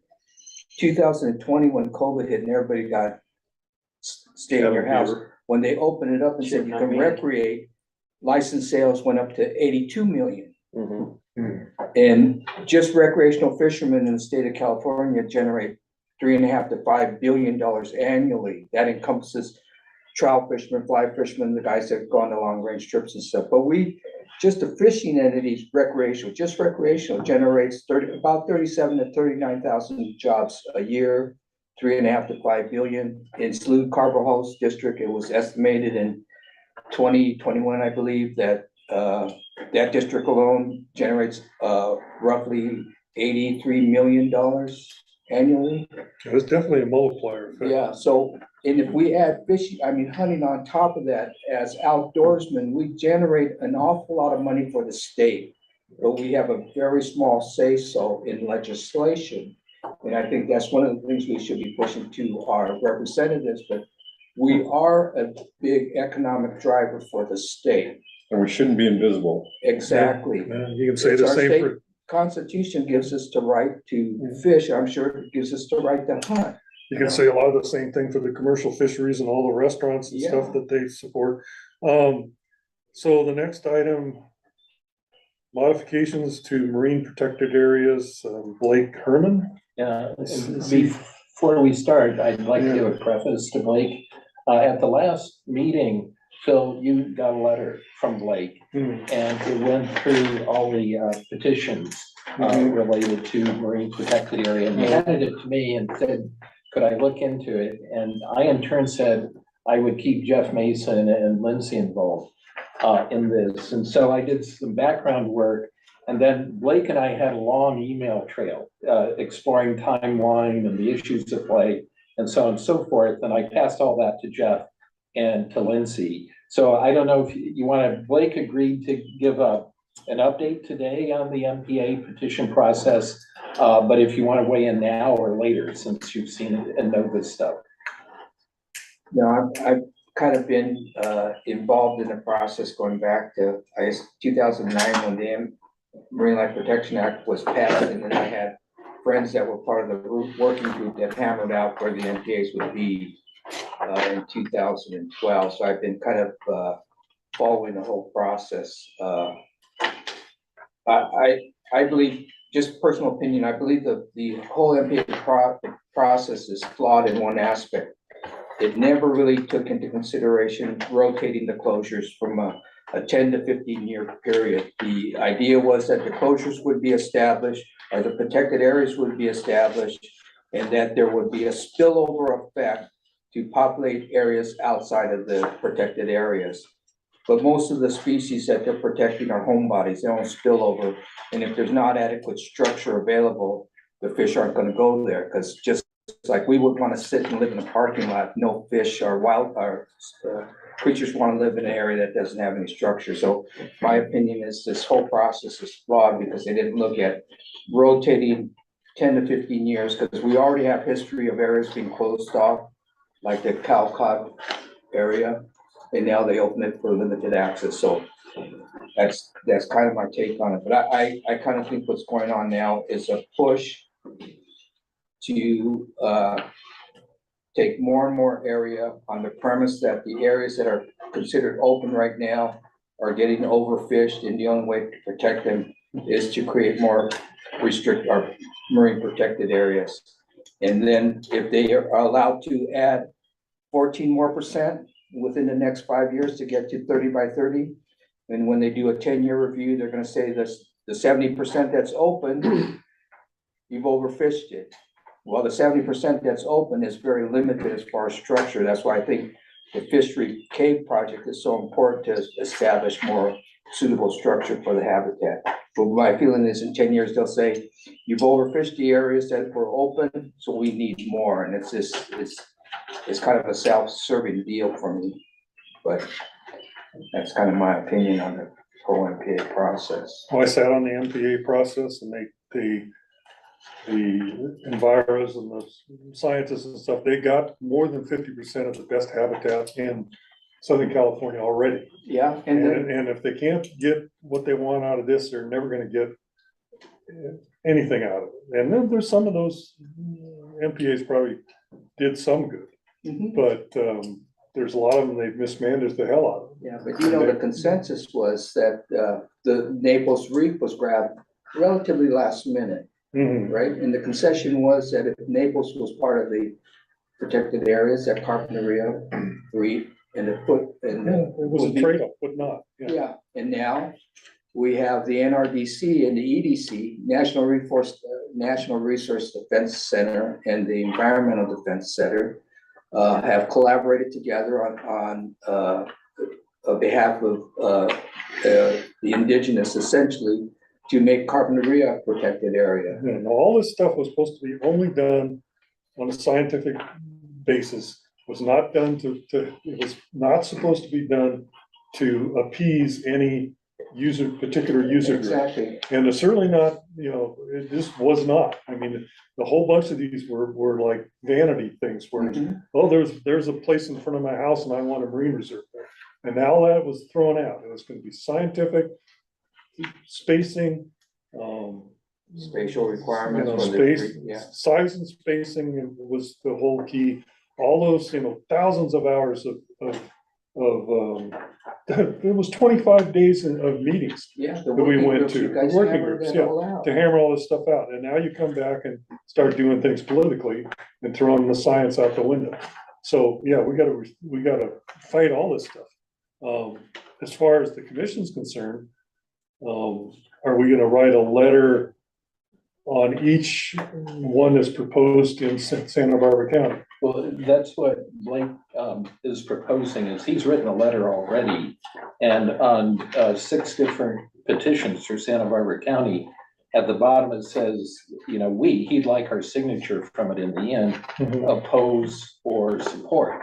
that particular petition. And it's about half and half. About half of them, he's proposed and others support, and there's another half, other entities have proposed that he thinks we should oppose. But what he's looking for eventually is our signature on a letter, and he's already written a letter for us essentially. Yeah, what he's done is broken down the areas that are affecting Ventura and Santa Barbara counties. So Jeff, did you want to add anything? All I know about, I was a part of the process as well, not the Channel Islands process. And on the heels of last week, diving 3 days at San Miguel Island and driving through dead marine reserves that have no kelp, that aren't spilling over, it really rubs me up my spine knowing that the Marine Life Management Act mandates adaptive management. So if a marine reserve isn't working, somebody's going to do something about it, whether we're going to remove the urchins or plant kelp or ensure that the 800 to 900 species grow in a kelp bed, but yet nothing. So to me, I don't have the bandwidth to really go, it's too emotional. I wasted many, many days thinking that the state was going to be forthcoming in adhering to its responsibilities under the act. I'm not seeing that. And I am personally underwater swimming and scouting and looking at dead zones and driving over areas that are in marine reserves. So I think it's fallacious, the law. So I can't go there. It's just it gets me lit. The funny thing is at UCSB now, they're touting a new project. They're going to harvest sea urchins to bring kelp back. So Yeah, Blake, I'm part of that, by the way, yeah. oh, good. Blake, do we follow along on this handout that you sent out, given us here, or how would you like to do this?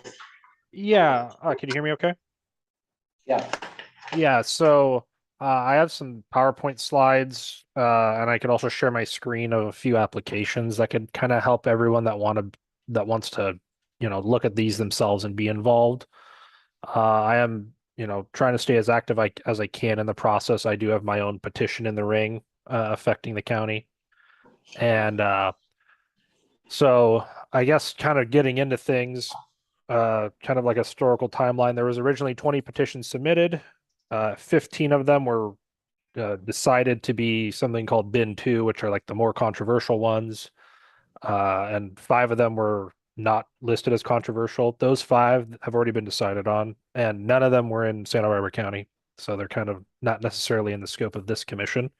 But of the remaining 15, 6 petitions do overlap with Santa Barbara County, and 1 overlaps with Anacapa Island, which is technically in Ventura County, but I kind of count that as a joint venture situation.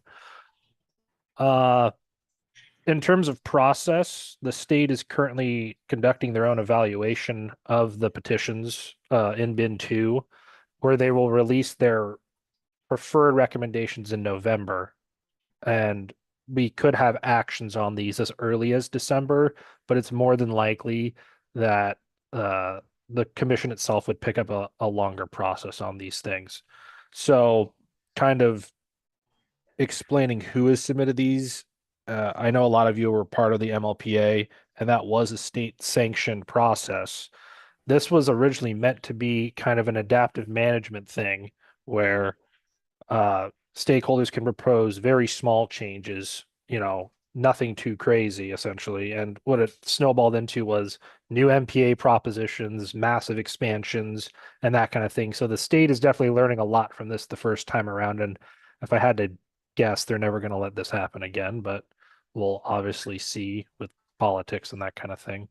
But kind of getting into the individual changes themselves, I'm just going to run through each petition again quickly, go over which ones have proposed changes, which ones are kind of staying the same. And at the end of each one, I guess I could give like a general stakeholder consensus just from all the meetings I've been attending from people. Obviously with my own, understand that I am biased, but I obviously believe it's a good petition, but it's ultimately up to everyone.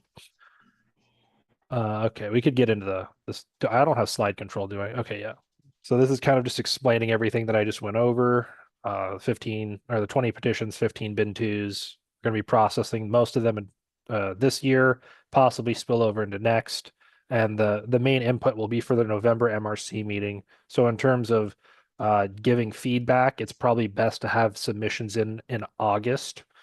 Because if I had to guess, they're going to be holding internal meetings, probably already are holding internal meetings on these. So it's best to get that feedback in as soon as possible, not at the last second when their internal decision is already made. You could just go to the next slide. So this is the first, I'm just going in descending numerical order. So this is petition 33. This petition was amended. However, in Santa Barbara County specifically, it actually was not amended. So you can go to the next slide. This petition covers basically the entire state of California, but in Santa Barbara, it only covers 3 MPAs. It does cover Point Doom, which is a part of Ventura County. That section was changed, but since that's kind of almost in, or it's almost in Malibu, that wasn't really included in this presentation. The 3 petition MPAs in Santa Barbara are Point Conception, South Point at Santa Rosa, and Gull Island at Santa Cruz Island.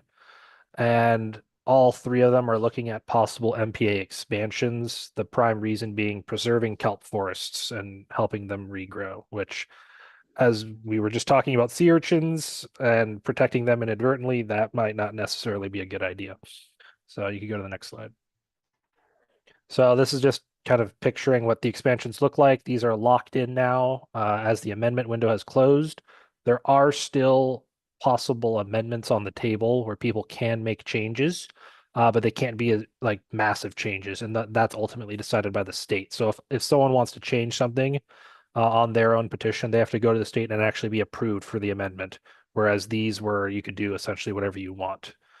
In the case of Point Conception, it remained the same. You can go to the next slide. And then Gull Island and Santa Rosa Island, the expansions remain the same, so that tip on the top side of Gull Island there and the entire west side of Santa Rosa Island would essentially go into a protected area.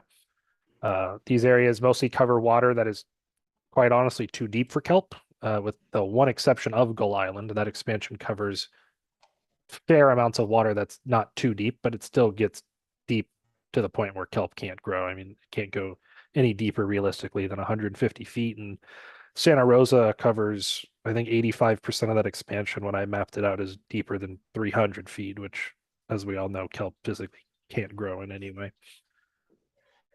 Next slide. Yeah, so that was petition 33. Obviously, the general consensus on that one is people are mostly against it. There's several reasons. People are arguing, protecting the area is just going to close it off for urchin take. Urchins are going to eat the kelp. We can't go in and get the urchins, so there's no kelp, which means there's no ecosystem. It's kind of like that striking a balance argument, as well as people saying that kelp isn't broken down by fishing. It's broken down by water temperature, swell, that kind of thing, and it's a back and forth in that. But that's kind of our general feedback, is to be against that one. Next is probably the biggest in terms of controversy in Santa Barbara. This is the Carp Reef petition. This one was revised and amended to actually drop its overall size by about 60%. So the proposed area is now 60% smaller, as well as it would allow a shore-based hook and line. So basically surf fishing would be allowed in the proposed area, but nothing else. So no spear, no fishing from a boat, a kayak, a paddleboard, nothing. Only from the beach, as well as the already existing tribal take exemption, which does not have any strict scope, but is included in the petition. We can go to the next slide. Is that the last slide? Oh. Okay. Okay, yeah, so this being the first amended petition, this is kind of a look at the new area at Carp Reef. So on the left was the original proposal, and kind of on the top of that left, there was an old petition back in 2020 that tried closing an area at Carpinteria. That's the line there, or an approximation of the line. The new area is this red outline on the right side. So basically, instead of going to the 3 mile line, they shrunk it to a hard longitude line, and they also closed down the shore area. They noticeably left in about a third of carp reef outside of the MPA. They're arguing that that area could still be fished, as part of the reef is now exposed outside of the MPA. Kind of, okay, yeah, that's fine. The general consensus on carp reef, I'm sure everyone has the same consensus, is very much against it. Not only were deals struck during the original MLPA that Carpinteria Reef would be left alone, that reef is quite literally the only reef on the coast that's not at the islands that is not in an MPA. Everything else was swept up during the MLPA, or all the major reefs. That area also contains oil pipelines that are always being serviced that wouldn't be able to be serviced if that MPA went in there, as well as their whole argument of it being an important area for white sharks and for MPA connectivity. All those arguments are essentially void when they allow the shore-based take, because when they allow the shore-based take in the eyes of the state, that makes the MPA quote unquote not protected. So they're kind of shooting themselves in the foot by making that allowance, because the whole basis of their argument is thrown out the window, essentially. Next is the petition 28, which is at Point Sal. This petition is submitted by the same people that submitted the Carpinteria Reef petition, so it has similar amendments. This MPA was not reduced in size, but they did include a shore-based take allowance in it. So that was kind of the only change they made to it. It might have a native-based name because it's supposed to be another tribal-based MPA. But besides the shore-based take allowance, everything else is the same. The borders, no take offshore on a boat, anything like that. So you can go to the next slide. So this is what it would look like. Instead of a red area, now it would technically be a blue area because of that shore-based allowance. That shore-based allowance would make this MPA obviously lose its quote-unquote protection status in the eyes of the state, because shore-based is considered too invasive of a take method. If they allowed something like spear gun, for example, and not shore-based fishing, the area would still be considered protected. So it's a fine balancing act maintaining protections in an area per the guidelines, and what you can and can't allow in an area to still call it protected.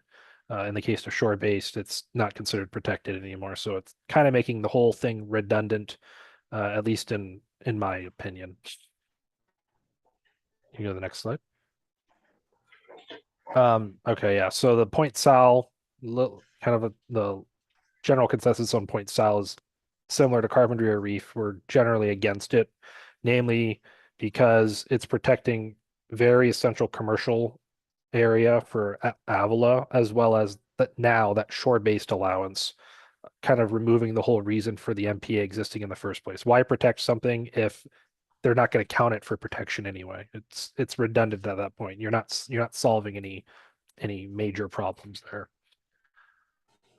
Next up, we have petition 27. This is the one that's technically in Ventura County, located at Anacapa Island on the SMCA side, so on the west end of the island there. You can go to the next slide. This one focuses mainly on eelgrass, not kelp. All this eelgrass is near shore and kind of has the same fallacies that the kelp argument has. They did amend this petition. Originally, they wanted to close the entire blue area off to protect eelgrass, which obviously can't grow deep. Now they've changed it to only trying to restrict lobster fishing. So right now inside the SMCA, commercial lobster and recreational lobster is allowed. They're requesting either it's restricted out to a certain depth or restricted altogether, and it could be commercial only or commercial and recreational together. They're also looking to possibly restrict anchoring, but I don't think that's realistic because you can't really enforce a depth limit for anchoring that doesn't exist in the existing network anyway. But that's essentially what they're trying to do now versus close the entire thing down, is just looking at lobster specifically. Next slide. So yeah, it'd just be the blue SMCA, namely the area near shore. A possible alternative is that red outline up against the island could grow a little bit, and that would turn into a near shore SMCA only, which would close lobster out essentially. So turning that near shore red line into a different type of protected area than it already is that closes lobster, which would accomplish what they're asking for as well. Broadly speaking, most people are against this because the eelgrass at Anacapa is normally too shallow for lobster pots to even be set in, as well as recreational pots in the limited amount that they even are there. But broadly speaking, you're not fishing for lobster where there's sand and eelgrass. You're fishing for lobster where there's rocks. So it's not like your pots are actually doing any destruction, and any ones that are very minimal. And there are places already around the state of California where there are plenty of eelgrass meadows around lobster fishing grounds, essentially the entire coast of sandy beaches. So that's our general input on 27.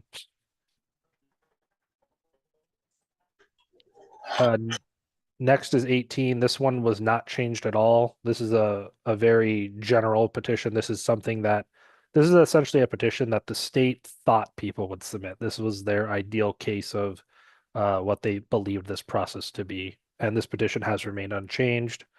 And I could say before even going through it that broadly speaking, all these changes are supported because they are rational in their logic. So we could kind of just get into this. I'll try to speed run it here.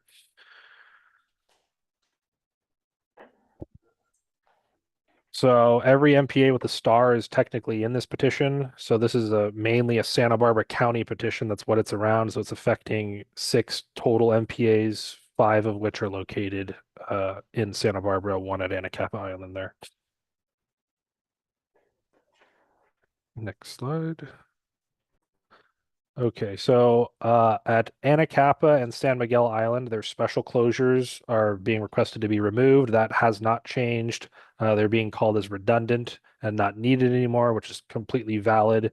We have better monitoring methods and existing enforcement in place that basically cover what these special closures were designed for in the first place. At Vandenberg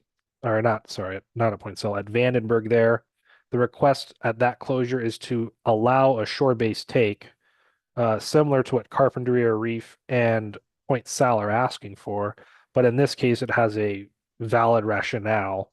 Where at Vandenberg, essentially the military general running the base has told their guys that they can fish the beach whenever they want, even though it's an MPA. So that's can cause kind of a back and forth between the military and the public. So to kind of solve that, the petitioner is asking to just leave the shore open to everyone. That way everyone has access, not just the military. So that's kind of the case at Vandenberg there. Kind of a unique scenario with that one. Next. Campus Point and Point Conception, the requests are non-regulatory, meaning that the MPA is not changing, the regulations aren't changing, they're just supporting enforcement methods. Namely making the Campus Point petition or the Campus Point MPA, which is the purple MPA, into a red color, because that way people can better know that it's a no-take area. Apparently people are confused by purple, which is understandable.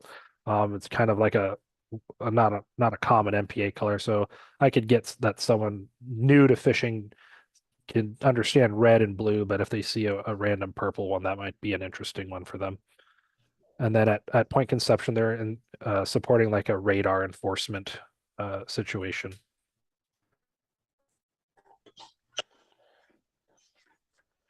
Like I said, on petition 18, the general consensus is that we're for it just because its changes are more rational, in line with adaptive management, and kind of just follow a general train of thought. So lastly, this is, or I guess second to last, there's one more after this, but this is my petition 15. This one is strictly looking at the Channel Islands Sanctuary. It's kind of unique in that regard. As you all know, it covers state and federal waters. So it goes 3 miles additionally offshore into federal waters. My petition mainly revolves around pelagic take and being able to take, species that are traveling across the world as they're passing through our MPA network. You can go to the next slide.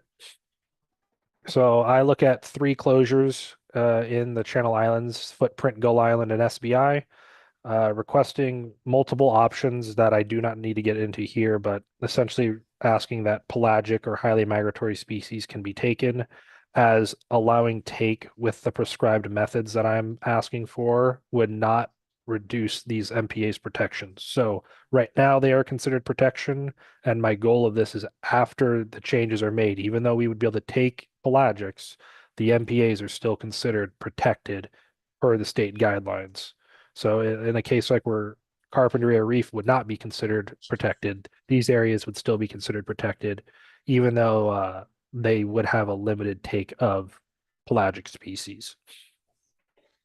Next slide. So this is essentially what that would look like. Those three closures would go blue. I did prescribe a near shore closure, possibly at Gull Island and Santa Barbara Island, in the amended petition to preserve protections. But other than that, that's really the only major change that happened when I proposed revisions. Next slide. Obviously, I'm hoping that on petition 15 that petition is supported. I try my best to balance the protections to allowed take methods, kind of taking in community feedback and that kind of thing. But ultimately, everyone is going to have a mixed opinions on opening a protected area, no matter what you're trying to do. So I'm optimistic, I guess, to say the least on that one.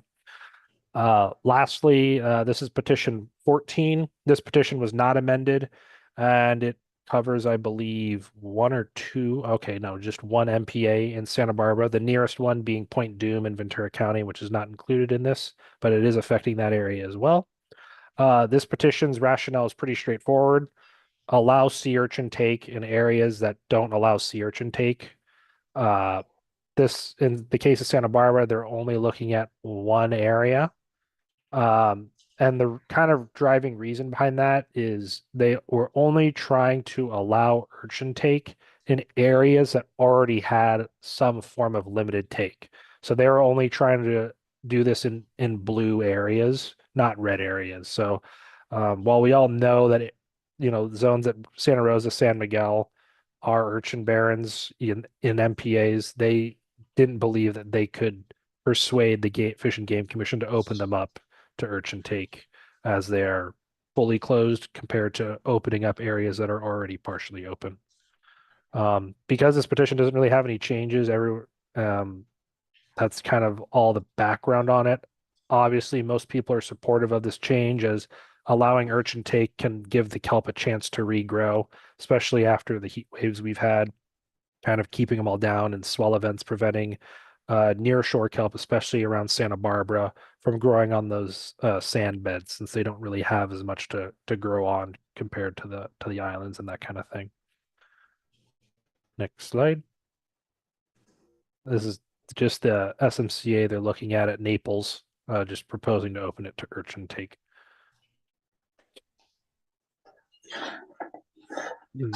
That kind of wraps everything up. I'm trying to keep it quick in terms of the presentation. Does anyone have any questions on the petition specifically? If you guys would like, I can share one thing. Unless anyone has any major questions, I'm gonna put this on in the background in the meantime. I guess, Blake, very quickly, could you give us a timeline for the rest of the process and what you want from us? Of course, yeah. So I'm currently working on multiple letters with multiple organizations across the state, driving input. Obviously, I try to write draft letters. Some people choose to submit those letters themselves. Some of them use them as templates. I try to make it as easy as possible, as long as obviously we're in agreement. I'm not trying to force anyone to sign off on something they don't believe in by any means. But in terms of timeline, probably your next meeting would be in what month? July, August?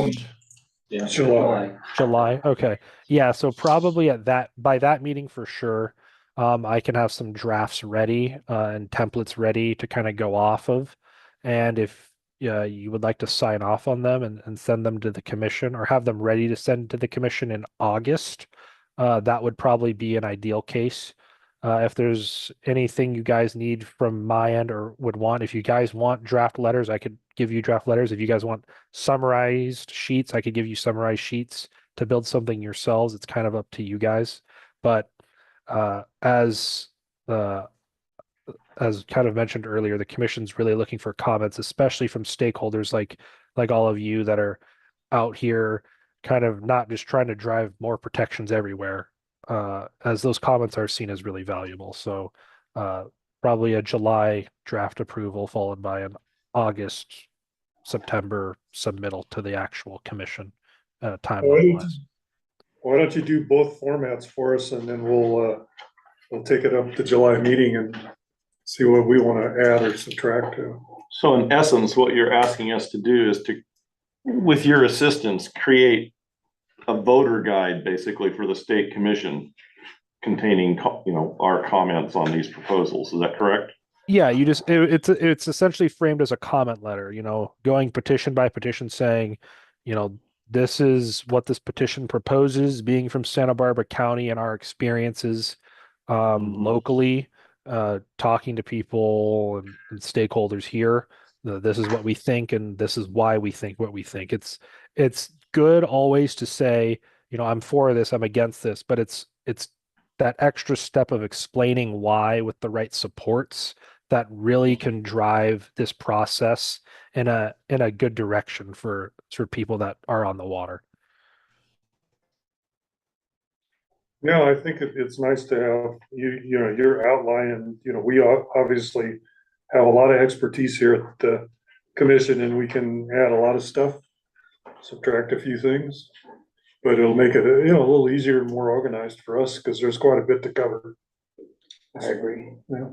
Do you guys want to do this in advance of the next meeting? So we just vote on whether to endorse whatever letter you're happy with?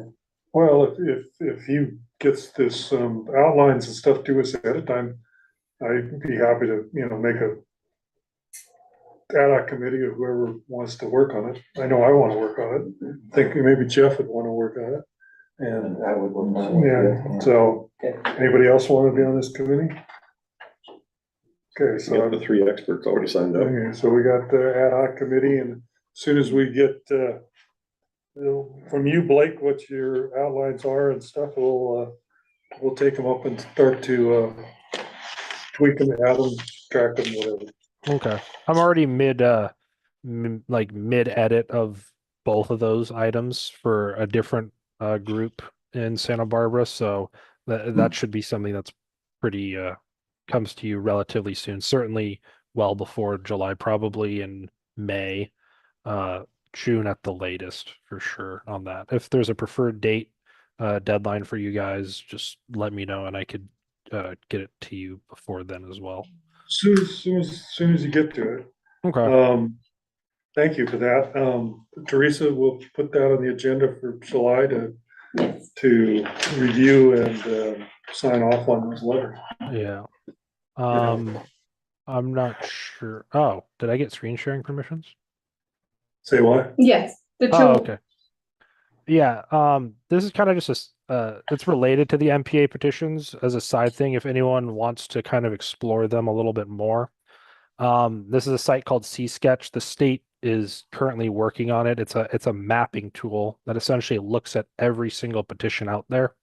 So you could just search C-Sketch online for the MPA petitions and this kind of whole thing pulls up. You could see the existing network.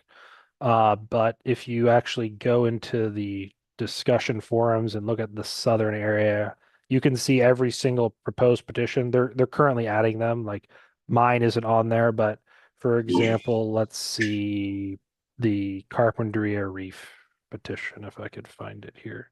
So this is the proposed area for it here. You could see it on the map. You could toggle the layer on and off to see, what exactly it would cover, what it would look like. And you could even go as deep into, and this is what I've been using really to drive a lot of my reports from the science side of things, because this is the state's tool, is comparing, what we have now to what the petition gives us.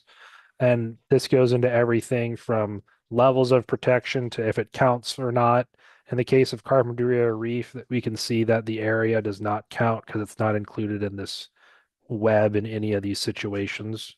That's because of that added protection factor. But this is kind of what the state uses to drive all their internal analyses. So this is what a way for the public to kind of access this data and see what they're seeing and what's actually driving their ultimate decisions on these petitions. And you could do this for the entire state, not just Southern California. If there's any particular one you want to look at, it's on this site. At least it will be in the next week or so. They're just adding them all like right now. So if it's of anyone's interest, it's out there. Thanks, Blake. Thanks. I can see us doing on some of these a separate letter for each petition. Right. Yeah, especially CARP. Yes, I mean, it is. that's like a letter in itself, yeah. All right, cool. Well, Just a quick thanks a lot. question. Go ahead. Was the working groups, was it just kind of a verbal agreement that the concession was sad in Naples? No, we Or was it? in writing, Yeah, well, the final work product, was like agreed to. yeah, And, the negotiations, got down to that kind of thing, said, no, you can't do this and do that. One of the big discussions about connectivity of these things is that the channel forms a big gyre. And all the marine reserves are already put along the Channel Islands, so especially on the north side of those islands, they're connected by current to all the coast. So the whole distribution of the eggs and larvae and the like actually flows in that goes direction. around, and one of my comments was that, yeah, back when there was sheep on the islands, you used to find dead sheep floating on the coast all the time because they'd fall off the cliffs on And the the currents north were- side and they'd come around the gyre. And then they didn't have any of this current information in the science work we were initially. Back We then. brought that in, yeah, brought that in because the oil companies had done it for their oil spill stuff. So there was a lot of stuff we brought into that, and there was a lot of negotiations going on. And, we gave them conception, which was, was probably the jewel of all of them, as far as what's there and what it can do. But, it's like the loss of corporate memory. Yeah, because all right, All the people that were involved now are either dead or old farts. And now the new people coming along and they're trying to reinvent the wheel. yeah, that's why when you talk with the young staffers that are working for the EDC and the NRC, they had no knowledge at all of what the consensus was, that, CARP wasn't gonna be part of it. Yeah. Or they don't care. They think they don't care, but nevertheless, they might not have known, they just, well, why not here? And no one's there to tell them why not there, Okay, so that'll be on the agenda for the next meeting. We'll work on it as soon as we get the stuff from him. You're gonna send it to Teresa? I'll send it out in that same email chain. Just like the feedback. I'll put in the draft letter as well as summary sheets, petition by petition. I'll separate them all out and list everything I could find on them. Also, I guess in speaking to Carpinteria specifically, I kind of did my own digging into that one, and I already have an email from a staffer at CDFW that basically says like, yeah, that petition has almost no chance because of the existing deals that are in play with Carp Reef, because they did set a precedent during their initial decisions, very plainly stating that any deals made during the MLPA will be upheld during this process. So that's already on the record. So I would very much assume Carp Reef is going to go in a positive direction. But obviously anything could ultimately happen, especially with the tribal component in play. But that one has a long road ahead of it if it's going to get through. Okay. Oh, Blake, two quick things. Could you leave me off that chain now, since you've got the three experts? And the other is, what is your position, even though we correspond a long time, what is your title, position? Who do you work with or for? I'm I'm not really a part of any organization or NGO like that. I'm kind of just a stakeholder. Grew up my entire life around the Channel Islands, been on the water, fishing my whole life, and kind of just got pulled into this process, hearing people talk about the closures. And when I heard that there was a chance to put in a petition, I decided to write one out. And that's kind of how I ended up here, is just following that process through mine has allowed me to look at everything else and kind of involve everyone that I believe should be involved in this. But yeah, I'm not affiliated to any organization or anything like that. Yeah, thank you for all your work on this. Yeah, thank you. Absolutely. No problem. Okay, changes to the commission website introduction. Scott, that would be, Well, what happened, I think it was July meeting, Phil just wrote out a new introduction to our website by hand. So I just typed out and made a few edits, and that's what's before you. So it was supposed to come up at the last meeting and we neglected it. But at the top is what the old webpage read. At the bottom is the new one that mostly Phil proposed. All right, well, since I've been awake basically for the last 48 hours, I'll cut to the chase. I like it. All in favor?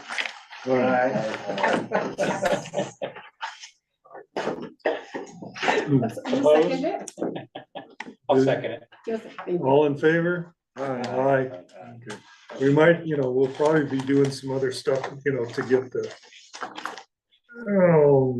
grant proposal so that people start itemizing the work, labor and all that stuff. Right. Okay, well, that's probably the next thing. Process and timeline for grant application. Past recommendation process before application can receive funding, small changes to grant application form. So that would kind of be in that realm, right? Yeah. So essentially, I mentioned earlier how this whole thing came about with starting to probe with the county's legal counsel and the financial services department and CDFW about what costs were allowed. And so the changes I put into this are based on trying to synthesize everything I got. In general, CDFW, at least, seems to be on the same page as our legal counsel, Hudson. So I think in deference to David, since he's been up 48 hours, there are still a couple of outstanding issues. So we can take this under advisement, but the two outstanding issues are, if I can find them, is I've still got in some requests. One is to financial services about whether they can give grants up front to an organization and they just manage it from there. They've done it in other cases, like with the award from SCNE for the damage to Mission Creek. Some organizations just got a lump sum and then they manage it from there. Phil suggested, with every milestone, you could submit receipts. Another is you give money initially up front. The problem is some of the applicants now don't have this much money up front to get a project going, and so to do it through reimbursement really puts them in the hole. So we're just trying to get clarity about if there are other templates for getting people the money. And now we gotta see if we can do it in retroactive. Well, kind of with the river fishery project. Yeah, for those guys. And then the other question was to our legal counsel, and essentially the big amount of cash we got recently was from the SCNE Mission Creek civil penalty. It's not coming through Fish and Game fines. Right. So does it still have to abide by all the provisions in 103 because it's a different source of funding? 103 specifies the funds come from fines and forfeitures. So I asked legal counsel, do we still have to abide by 103 and all of that stuff if in fact a large part of these monies are, now I'm sure they'll say no because it's all amalgamated and you can't really separate, but we just are curious about if the source of money is something other than Fish and Game fines, if we have to follow all the Fish and Game. It had a Fish and Game component to it. They have to be I remember violations of Fish and Game code, otherwise the money wouldn't have gotten here. No, and the lady who was the point with the county lawyers that, that did the suing, basically. Yeah, it was the county that sued SCNE And so there was a civil penalty, the courts decided went directly from SCNE to the county. So CDFW wasn't involved in that loop, it just went directly to the county. But she put it in the Fish and Wildlife. Yeah, Conservation Fund. Prosecuted under She Fish put and it in- Game Code. She put it in, yeah, and then she put it into that fund. Yeah. So that A fund whole is, bunch of departments in the county got their big chunk of the pie, and then we got ours at the very end. Right. But that's where most of our money Yeah. came from. Right. I don't think we need to, Find out. to So, find- yeah, I mean, I think we're fine, we're running under the Fish and Game Code for how we're doing this, No, that's you fine. know. I Um, mean, I'd be happy to, use the money for a giant barbecue Yeah. for myself, but it, You know, if the county was having a shortfall, they'd be trying to claw that money back. Yeah. They tried that before. if they thought they could, they probably would, yeah. I think David's right too, that part of this was Fish and Game violations, but also was county code violations, so it's all mixed Right. together. And Well, she made a determination of percentages based on the Fish and Game portion of it, I'm pretty sure. So the changes I'm proposing to our application form come out of synthesizing all this probing into what we can support and not. And both our legal counsel and CDFW recommended the SMART procedure. So, and I know that the last couple of proposals we did today would benefit a lot by following SMART. And so my question is, should I resolve this final issue about reimbursements and we bring it back in July to cut this short? Or you want to talk about these changes that I'm proposing? Don't cut it short on my behalf. I was away having fun, so you guys, I'm here, do what needs to be done. Well, this meeting has gone a long time, I'm just, what do you want? I'm easy. I didn't know if any people had any comments or suggestions or, I'm easy. I just tried to synthesize all this new information I got. And it does entail, as we talked about, changes to our application form because we can, consider almost any cost as long as there's a direct nexus to 13103. I think you got a pretty good handle on it, I don't have a copy of what you're looking at in front of me, it's probably in there. It's on the screen, but I did give Oh. you a copy on it. Mhm. On the new packet. That's a separate document I got from CDFW. That's just examples of how Okay, SMART can be applied. But everything I've kind of read, because I have a copy of what you got there. That's it. I didn't find anything that I was packet too. opposed to. I mean, it all looked like it helped us out in the application form, finding out what the projects, what their goal is. So the stuff underlined in lighter Yeah. print is what you had it? Yeah, that's what I changed. Is it this spot right here? Yes. Okay. There it is. Well, give me a minute to read it, and then I'll. So the underlying stuff is what you're proposing be added to our existing grant application. Right, what changed.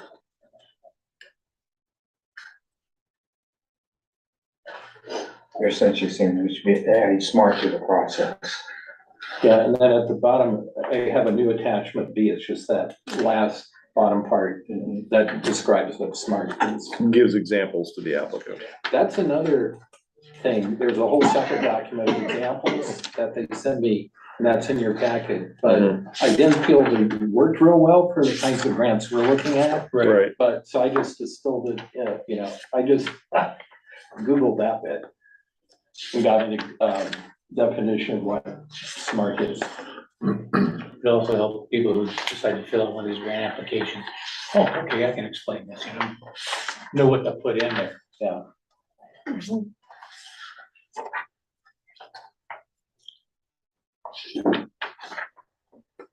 I wonder how much time you spent on the acronym.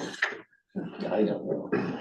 While everybody's perusing through that, I can give you a quick update on the Chimeneas project.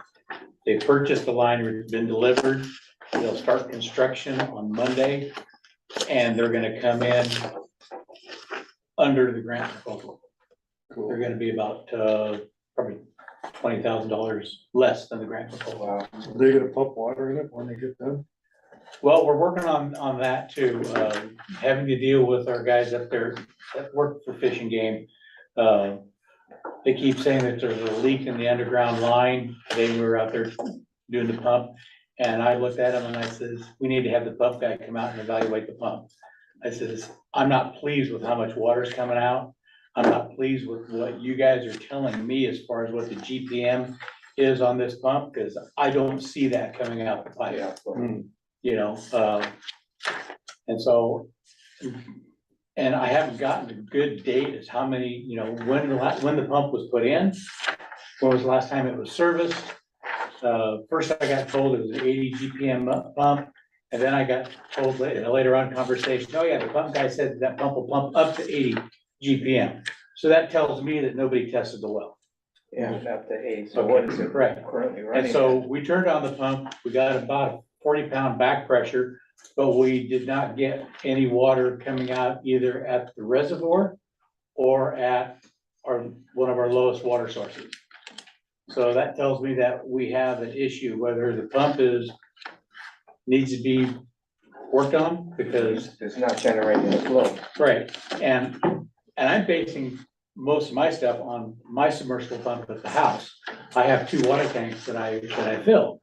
One is, you know, one is about 200 feet above the wellhead, the other one's about halfway. And I've come into situations where I can't get water to the upper one, but I can get water to the lower one. That tells me my pump doesn't have enough oomph Capacity to push it down. to shove it up the hill. And so that's what I'm thinking is happening here. So what'll probably end up happening is we'll probably be 20,000 less in our, you know, freight amount. And so I keep telling them, I says, because we don't have any other direction from our fish and game folks as far as what we need to do is to get water there. I told Don, I said, well, what we're probably gonna have to do is once they figure out what they all wanna do, as far as if we need to put in a new line up to the pump, fix the pump or whatever, I says, we'll probably have to write another grant proposal to go after the 20,000 or so that we are not gonna take.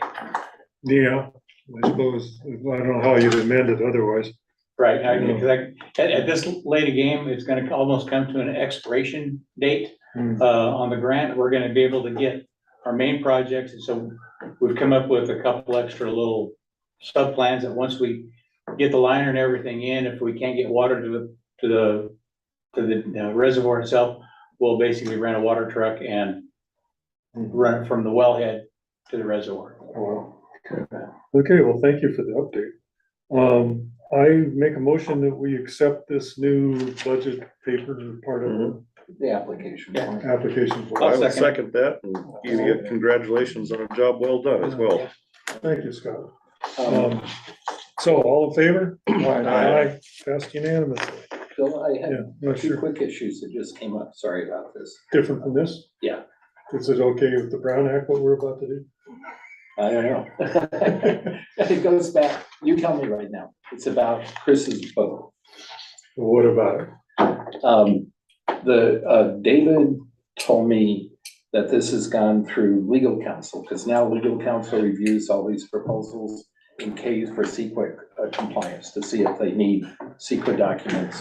And he's been apprised of all these conversations with CDFW and so on, and he's not really sure how the direct nexus with 13103 and if it's a valid expenditure or not. I don't know what to do about it. I mean, you could explore it or somebody, but there is an issue with the vote and it's justification for the vote. Well, if planning development are, you know, nexus with the county, so to speak, if they decide that the application is faulty, you know, for a purpose that can't be funded, then it doesn't even have to go to the supervisor. You know, my thought was that the supervisors, you know, will probably not pass that thing anyway. Yeah. The other issue is they suggested we pass it by CDFW to make sure it's the vote a legitimate, yeah. Yeah, Well, it was interesting in his current grant request, he was saying to not authorize the 50K. Yeah, he said he was saying roll that into the 100K. he'd withdraw it. Yeah. To make it cheaper for us to do the other part of it, which, you know, kind of, you know, I don't know if he didn't really put that, did he put that right? It's in the grant request, but then the question is, did you really need the 50K for your own personal vote? Yeah, well, I would, you know, I don't know if we should be talking about this right now. Okay, so, and We'll then, put it on the agenda to vote for the next, please. And Is we'll, that just regarding that, yeah, the that project for Chris? yeah, Okay. yeah, the boat, the $50,000, it might, you know, it might become a moot point okay. And, between now and then. and this is just a final logistic thing, and this is mostly my own fault. But Teresa's the staff person assigned to this committee. And I've been copying both her and David on everybody thing, but David has his plate full. So Teresa's the gatekeeper. So, and it's my fault, sorry, in the past, Teresa, but if you have any questions about how this committee works or agenda or anything else, it all gets conduited through Teresa. No, David's not the contact anymore? If I need to contact him, I will reach out to him. Okay. But you could still contact him for certain things, but if it pertains to adding something to the agenda or Hear anything, that would be. Okay. Okay, yeah, thank you and, for your efforts tonight and all the way Did we along. wanna, review the budget? Yeah, we do. That was the last That's the last thing. Yeah. And I never got a copy of that either. You guys. I saw one in here. It's on your packet too. It probably- Celeste provided to me after, so there you go.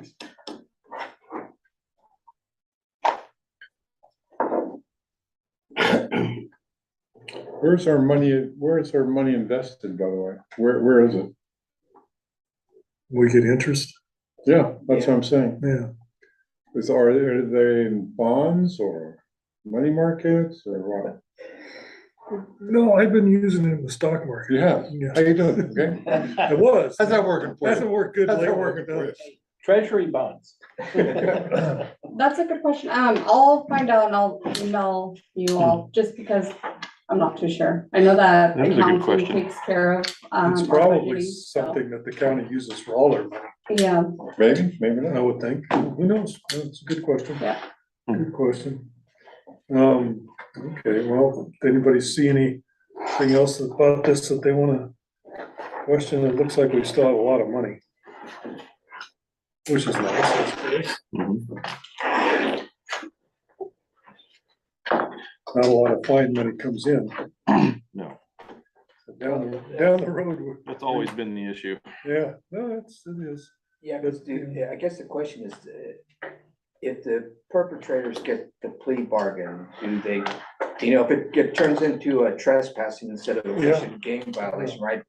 There's no money. Right. Yeah, for the commission. and that happens a lot, Or oftentimes they'll prosecute them on a non-fish and game yeah. violation, yeah. yeah. And Kavas and Radom went to great lengths to go to this, you know, they would go to the prosecutors.